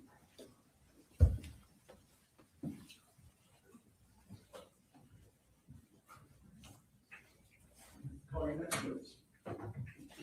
State calls Ariana Norman.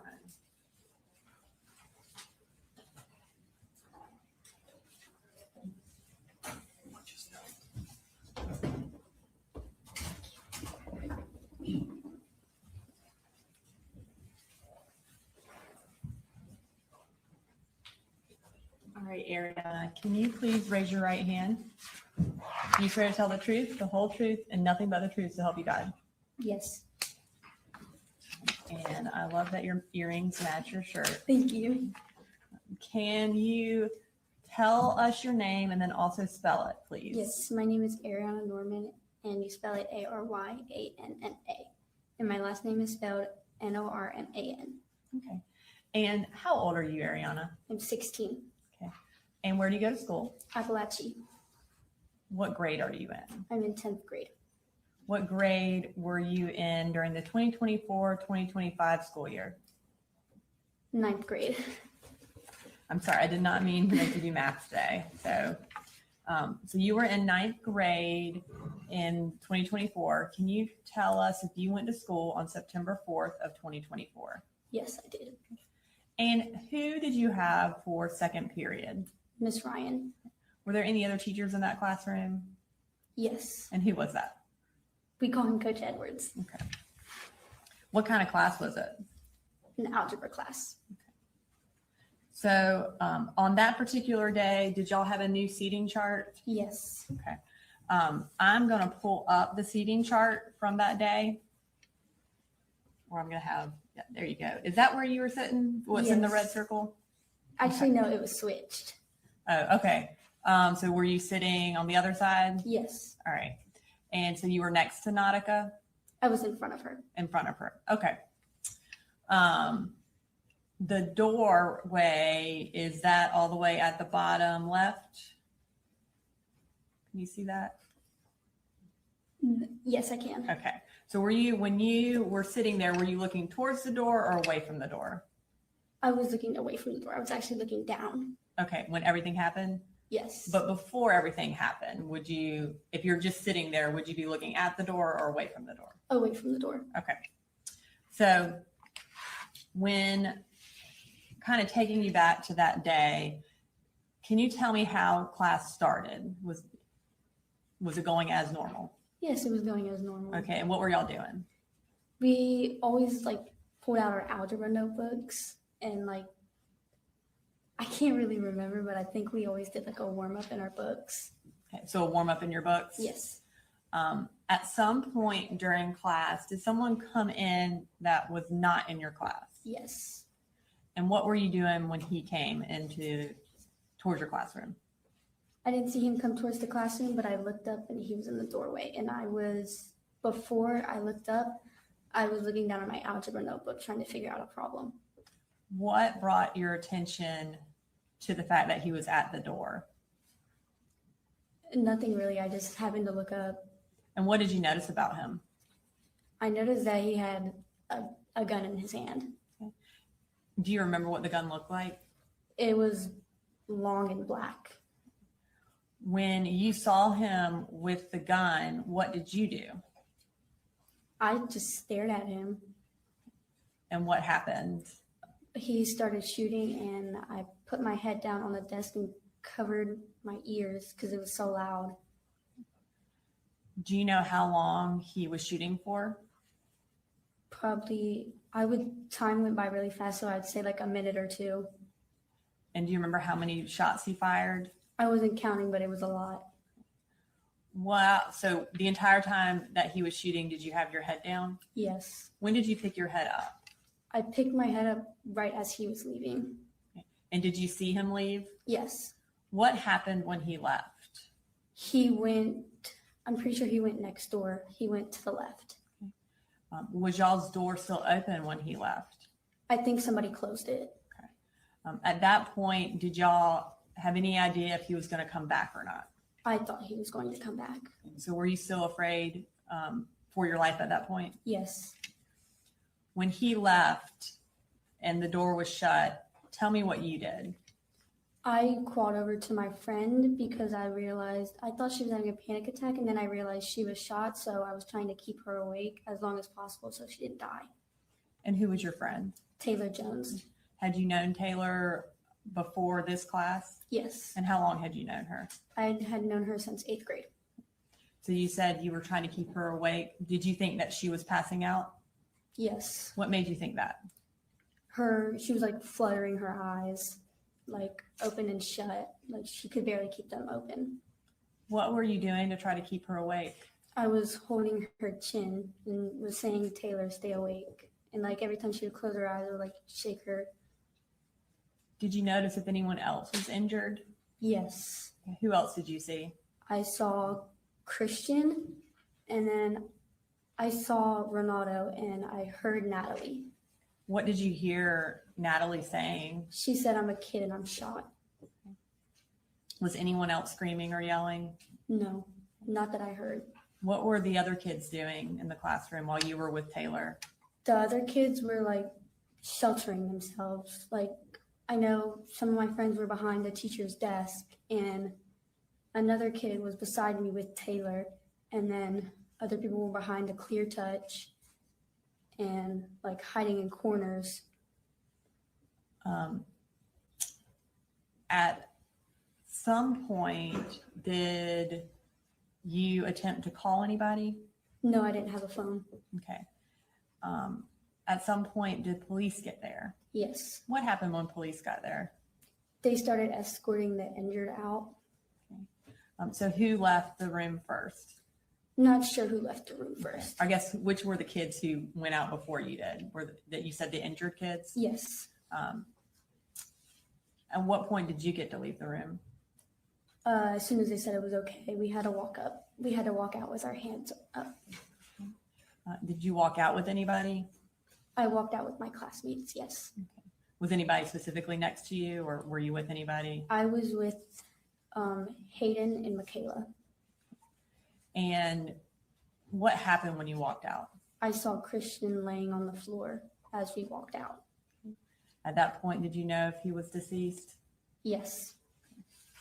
What did you do when you left the school or when you left your classroom? When we left my classroom, we all went up to a grassy area, and I was trying to find like my family to make sure they were okay. Okay. Did you have other family members at school with you? Yes. Who else was there? I had 2 cousins. Were you able to find them? Yes. Where did y'all, after y'all were on the grassy hill, where did y'all go? To the football stadium. And were all the kids from the school in the football stadium? Yes, ma'am. About how long were y'all there until parents were allowed to come in? I would say hours. What were y'all doing while you were waiting for your parents to be able to come in? If we saw the person that did it, we would go talk to people, and then some people were just like, because they were handing out water and stuff, people would go to the restroom, like get water and stuff, and try and make sure their friends were okay. Eventually was your mom or dad allowed to come to find you? Yes. Okay. And were y'all eventually allowed to leave? Yes. And did a lot of parents come that day to the football field?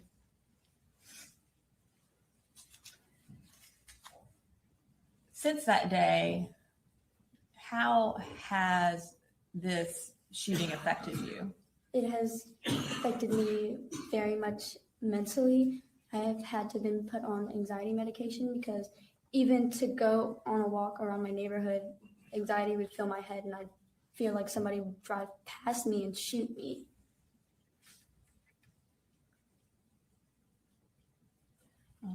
In addition to anxiety, is there anything else that kind of interrupts your thoughts? Just recalling the day. And does that happen often? Yes. And does it happen at any point? Does anything trigger it, or does it just kind of happen randomly? Loud noises usually trigger it. And what happens when you recall that day? What happens when I recall that day is usually I just see Christian laying on the floor lifeless. And does that also cause you to have a panic attack or to be anxious? Yes. Okay. Did you have any difficulty sleeping after this? Yes. Okay. Was there anything in particular that you needed to be able to go to sleep at first? I would have to have my uncle help me go back to sleep because I would have nightmares of the shooting.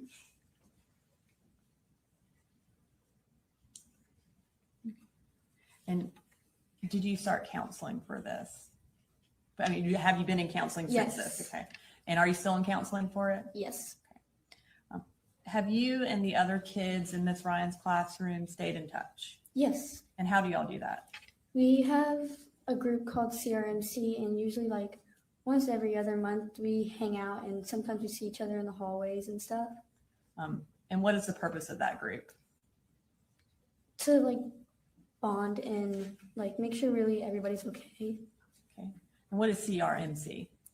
It stands for the victims' names, and usually what we do is we like hang out, play games, eat food, just to like really get a closer connection.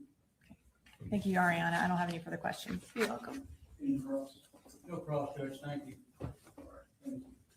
My understanding is that one or more of the jurors would like a break, so we go ahead and take a 10 to 15 minute recess.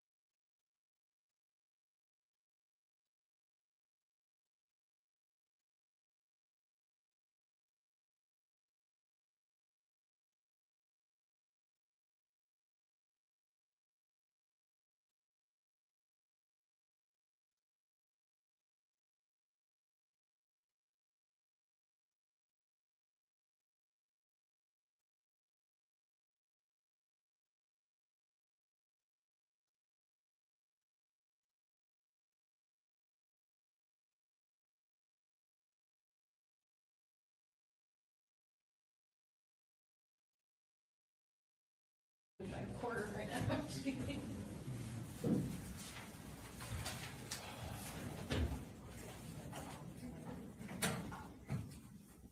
The rest of the witnesses here, as you see. That would be a change of plans, but I will step up and meet.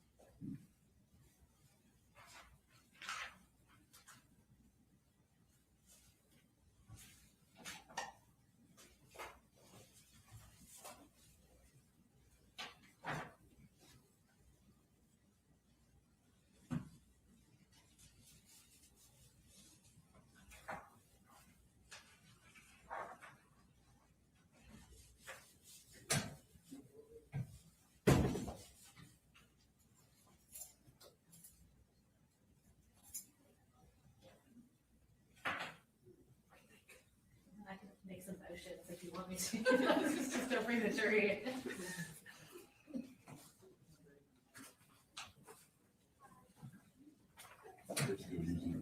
Still using the restroom? Let me know when you're ready. There we go.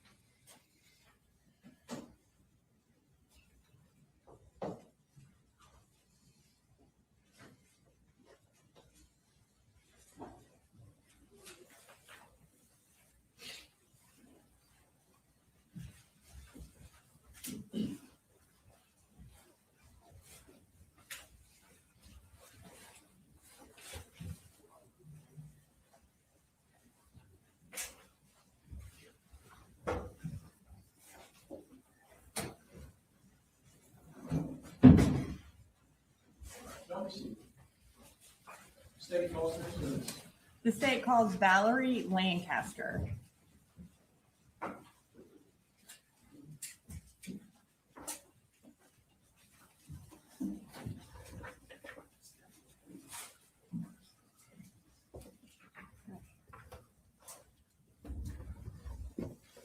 All right, Ms. Lancaster, can you raise your right hand? Do you swear to tell the truth, the whole truth, and nothing but the truth to help you God? I do. All right, can you tell the jurors your name and then go ahead and spell your name for the court reporter? Valerie Lancaster, Valerie Lancaster. All right, Ms. Lancaster, can you tell us what you do? I am a math teacher at Apalachee High School. And how long have you worked at Apalachee High School? This is my second year. And where did you work, or how long have you been a teacher? This is year 20. In addition to being a math teacher, do you coach anything? I do. I coach basketball and golf. In September of 2024, what was your second period class? My second period class was a collab geometry class. And what do you mean by collab? There's 2 teachers in the room for to cover special ed students that have IEPs. And who else was teaching with you? David Phoenix. And was he also a golf coach? Yes. And who handled what part of the class? We actually did it. We team teach. So if I was doing the main teaching that day, he would be circling the room, checking on kids, making sure that they were doing their work or answering questions, and then vice versa. If he was doing the main teaching, I was doing the circling. Okay. I'm going to pull up State's Exhibit 3.2. And this is a partial map of the school. We have what we believe is your room circled. Is that where your room was? Yes, ma'am. Okay. And right next to your room, who taught that class? Mr. Aspel. And what hall is that on? That's the I hall. And is it like the last classroom before you get to J hall? Yeah, it's like the intersection. Okay. On September 4th of 2024, who was being the lead teacher and who was being the co-teacher in your class that day? I was lead teaching at that time. Okay. So does that mean that Coach Phoenix was kind of walking around helping? Yes, ma'am. While you were in class that day, did something happen that kind of drew your attention away from the class to something outside the class? Yes, ma'am. We heard a loud noise. It kind of sounded like lockers banging or like dropping of Stanley cups is what we heard at that time. Was that something unusual? Yes. Okay. As a result of hearing that, what happened? We kind of just looked at each other, and then Coach Phoenix walked out into the hallway to try to see what was going on. And as far as kind of the way your classroom is set up, when he walked out of the classroom, which way did he go, or could you tell? I couldn't tell. Okay. And do y'all have like a closed door policy at Apalachee? Yes, ma'am. And tell us what that is. The doors are supposed to stay closed unless you're leaving or entering. And with that, they stay closed and locked. So when Coach Phoenix briefly walked out, did he leave the door open when he walked out? I don't remember. Okay. At some point while he was outside the classroom, tell me what happened. While he was outside of the classroom, he was shot. Okay. And did you hear that? Yes. Now, while he was outside or right before he left, did anything happen inside your classroom in terms of there being a notification that there was a lockdown or a hard lockdown? Wow. Like as he's walking out, there was a notification that the lockdown was started. And how are you aware that there's a notification? The screens went to like a lockdown screen. Okay. And so after he was shot, what happened? He came back into the room and leaned on the wall, and I was helping the children get against the wall and into their areas. And I looked over and said, "Are you okay?" And then he said no, that he had been shot. And so then Go on. then I started trying to figure out what was going on and started to try to help him. Okay. So I'll back up a little bit. When he came into the classroom, was he able to shut the door behind him? Yes, ma'am. Okay. As far as when there is a hard lockdown, what kind of protocol do y'all learn to do in that situation? Get away from the doors and be quiet and close everything down as much as possible. Does that include try to turn off the lights and kind of make everything dark? Yes. And did you follow that protocol that day? No. Or in terms of getting away from the door? Yes, we got away from the door, but we didn't get the lights turned off. Okay. And where did you put all of your students? If you look at that picture, it's along the back wall of the room. It's actually parallel to the J Hall. So basically where J Hall is, y'all's backs were up against that part of the room. And you said as soon as he came back in, you got all your students in the back, and then you try to figure out how to help him. Have you had any training in first aid? Yes. Tell us about that. I have actually a lot of training in first aid in multiple different areas. So as a coach, I've gone through all of the CPR and first aid that's required for coaching. But as a Girl Scout, I have done all of the different levels of first aid and training. And then when I was in high school, I was also trained in some first aid through athletic training. So I have a little bit of pieces in everything, but also as a teacher, we do the Stop the Bleed training as well. Okay. So prior to this day, you had been through basically 3 different types of first aid training. In trying to help Coach Phoenix, did you utilize that training? Yes. And what did you do to try to help him? I teach with a classroom where we use dry erase markers and rags a lot. So the first thing I did was collect those rags so that we could apply pressure with some type of dressing. And we got him flat and rolled over so that I could apply pressure. With it being in his hip, I didn't have a chance to put any tourniquets because that wasn't an option. So the best option for that was just to put pressure as much as we could. And kind of as you're trying to keep your kids calm, did you enlist the help of any students to also help Coach Phoenix? Yeah, I had 2 students that could not sit any longer, and they insisted that they had to do something. So I gave them jobs and they were helpful. Okay. When this happened, did you try to call anybody to alert somebody what was going on? I did. My husband is a principal in the county, so I was with the button push.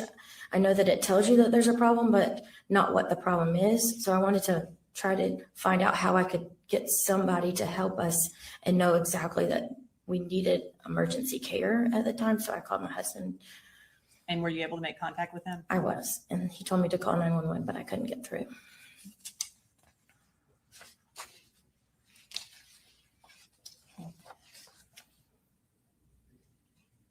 And I know you may not remember this, but about how long did it take before law enforcement was able to get there to help with Coach Phoenix? It felt like forever, but I don't know exactly how long. Once they got there, did they take him away? Yes. Okay. And did y'all eventually get to be evacuated from the school as well? Yes. And where did y'all go? Originally, they moved us across the hall into the one that says Aikens, and we were housed there for a little while, and then we were moved down J Hall out to the football field. When you got out to the football field, is that where everybody was going? Yes, ma'am. Okay. And how long were y'all out there? A long time. And what were y'all doing out there? Just checking on the kids and corralling them until everybody could figure out how to properly get them to the right place with their family members. And were, I guess, family members and parents eventually allowed on the football field to take everybody home? Yes, ma'am. Okay. Does your room have a recording system, a video recording system? Yes, ma'am. And have you had an opportunity to review the recording from September 4th of 2024? Yes, ma'am. Does it kind of accurately portray what happened that day in terms of Coach Phoenix leaving and coming back and what y'all did with the students? Yes, ma'am. Your Honor, State Exhibit 23 has already been introduced in the evidence through Matt Thompson. At this time, we would like to publish a clip, which is from 2 minutes to 3 minutes and 40 seconds of that video that's been introduced. No issues? Okay. All right. And if you could pause it before you play it. Just so. Okay, before we play it, we're going to treat this like a clock. Does that make sense? If you could tell us on the clock where the door is. 4 or 5. 4 or 5 o'clock. And then where are you and where is Coach Phoenix? I am 12, 1 o'clock. Okay. Coach Phoenix is like 9 o'clock. Okay. All right. At this time, we'll go ahead and play the video.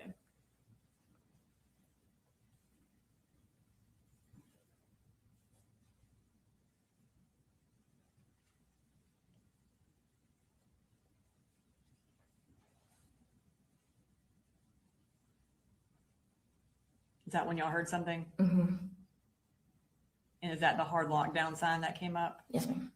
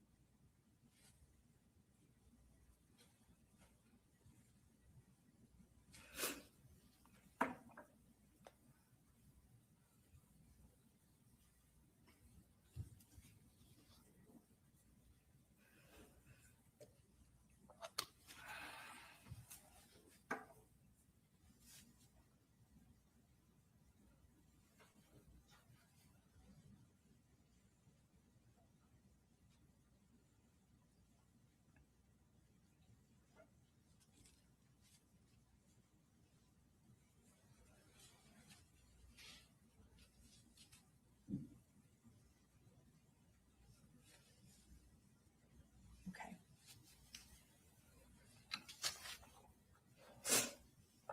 I don't have anything further for you, Ms. Lancaster. Well, no problem, Judge. Thank you. All right. Thank you, ma'am. We're ready to go.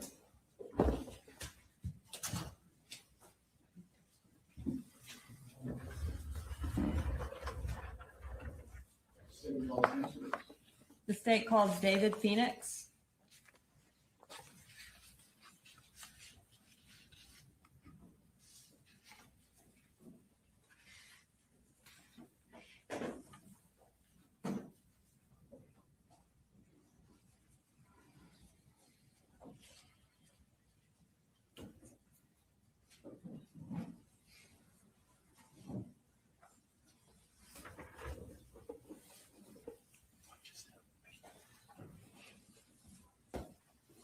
All right, Mr. Phoenix, raise your right hand. Do you swear to tell the truth, the whole truth, and nothing but the truth to help you God? I do. You can go ahead and have a seat. Can you go ahead and tell everybody your name and then spell your last name for the court reporter? Sure. My name's David Phoenix. You spell my last name Phenix. And I was employed with Barrow County Schools for the, specifically Apalachee schools. I just retired, so I was in 2024. Okay, so did you retire, was your last time at May of 2025? Was that your last school year? Yes. Okay. Well, congratulations on retirement. Thank you. How long were you a teacher for? Approximately 25 years. And how long were you at Apalachee? 2 years. While you were at Apalachee, what subject did you teach? I was special education. And essentially what that means is that usually I have my caseload of students that are specifically mine, and I follow them from freshman to senior year. And but in the normal classroom, I am there to provide support for the general education teacher. Specifically, if we take the situation that for example, Valerie Lancaster was a general education math teacher. And I was in the same room with Valerie as the support. I have a list of students. In most cases, when you say special ed, they're not, there's a variety of degrees of special education. And most of the students I dealt with it could be anything from mild autism to attention deficit type issues. And that was and we would provide accommodations for those students. And 9 times out of 10, it usually meant, extra time for a test, or make testing a smaller group or whatever, just stuff to address the deficiencies that they may have so they can be on par with the general education students. Okay. And so in Miss Lancaster's class, were there kids that were on your caseload, but also kids that were not on the special ed caseload? I don't think so. I think most of mine that class was a 10th grade class. And I don't think there were any of them that crossed over on that specific class. Okay. So you were a special ed teacher. Did you do anything else at school? I was the head golf coach. Okay. And did Miss Lancaster also coach with you? She's doing it this year. She's doing it this year. She year. did not do it back then. Okay. So on September 4th of 2024, what was your second period class? The second period class was geometry. Okay. And that was with Miss Lancaster? Yes, ma'am. Okay. We're going to pull up State's Exhibit 3.2, and it has your class circled on there. On this particular day, can you before anything happened, can you tell us how that class was going? I mean, it was, I guess, normal pretty much what we've done. I know it was just the beginning of the school year, but for the most part, we'd gotten into a routine. And I think at the time, the class started as normal. And then I think we were handing out worksheets or quizzes or something like that at the time, and just conducting, geometry as usual. Okay. And are you generally walking around the class trying to help your students? In most cases, yes. This particular day, did something grab your attention outside of the classroom? Sure. Yes, it was probably, I guess, 30 minutes into the class, and we heard something that I guess both Valerie and I were up and around, and we heard something. I thought it was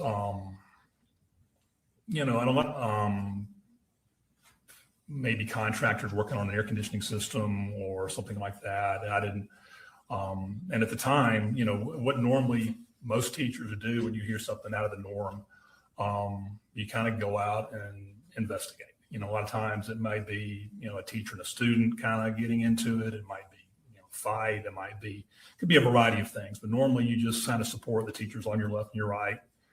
And you go out and just kind of make sure everything's okay and see if they need any help.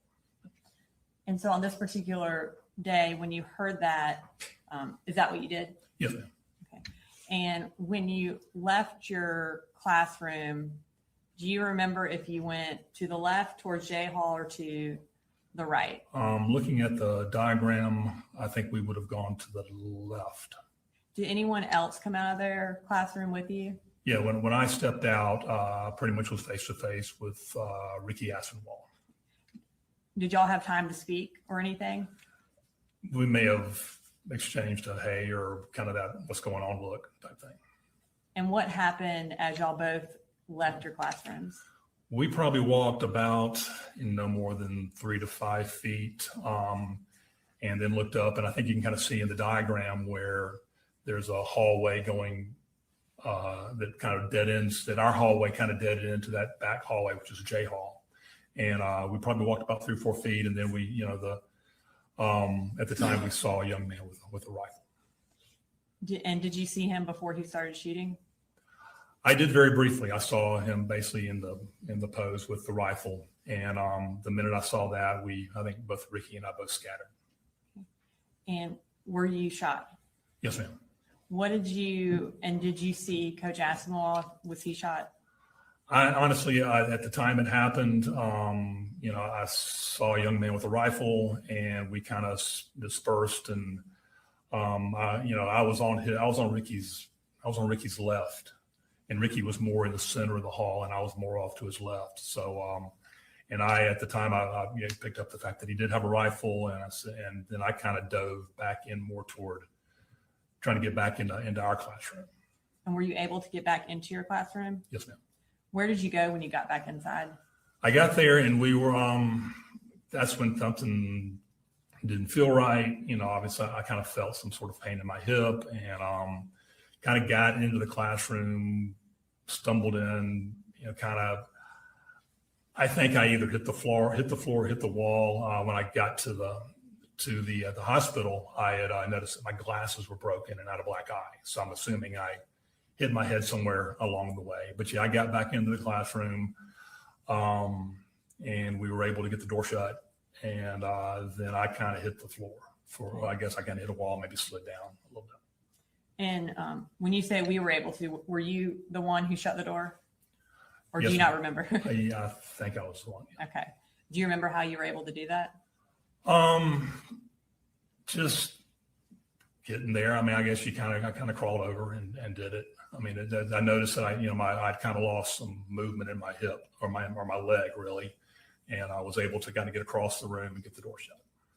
And after you got the door shut, what did you do?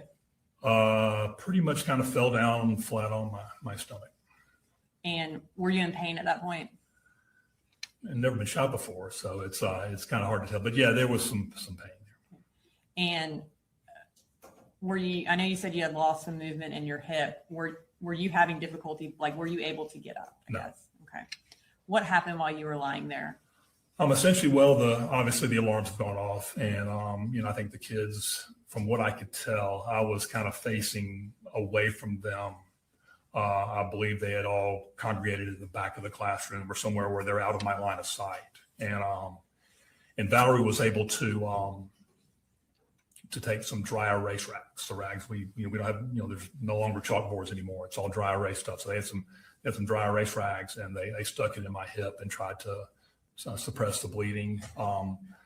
And Miss Lancaster was the one that basically did the majority of that. I think 2 students did jump in. We were both Valerie and I did have cell phones, and I think Valerie was trying to call her husband and she was trying to call my wife. So we were kind of in that process of trying to communicate with them as well. Was she able to use that to stop the bleeding some?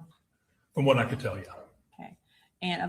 And do you remember how long you were there until law enforcement or EMS got there? That's a good question. I'm thinking 10, 15 minutes, maybe.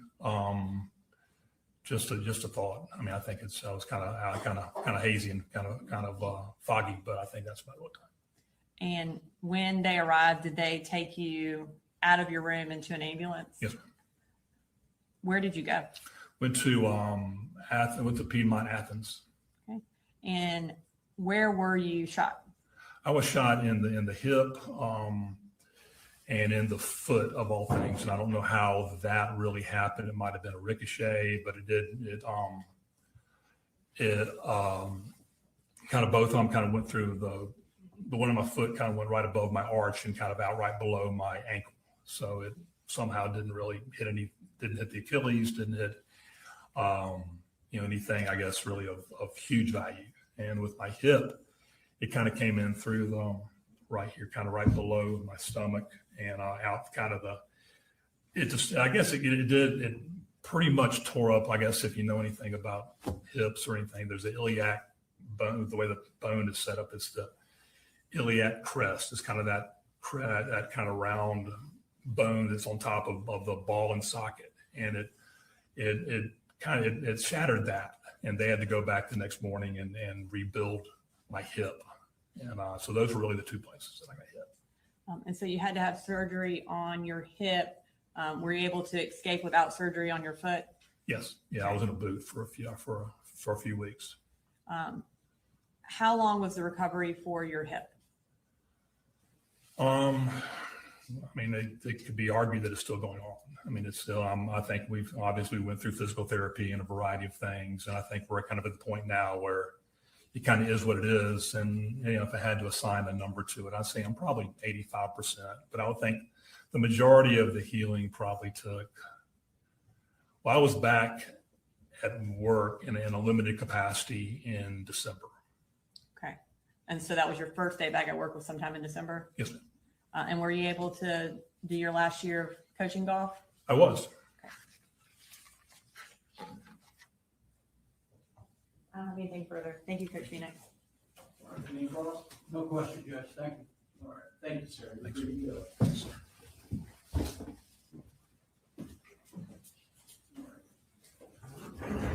Do I understand there are no additional witnesses today? That will be our last witness for the day. Ladies and gentlemen, I think we went through more witnesses more quickly than was anticipated, so we're going to stop for today, and if you will, do we need to be at 8:30 tomorrow morning? Don't stay off the media, stay off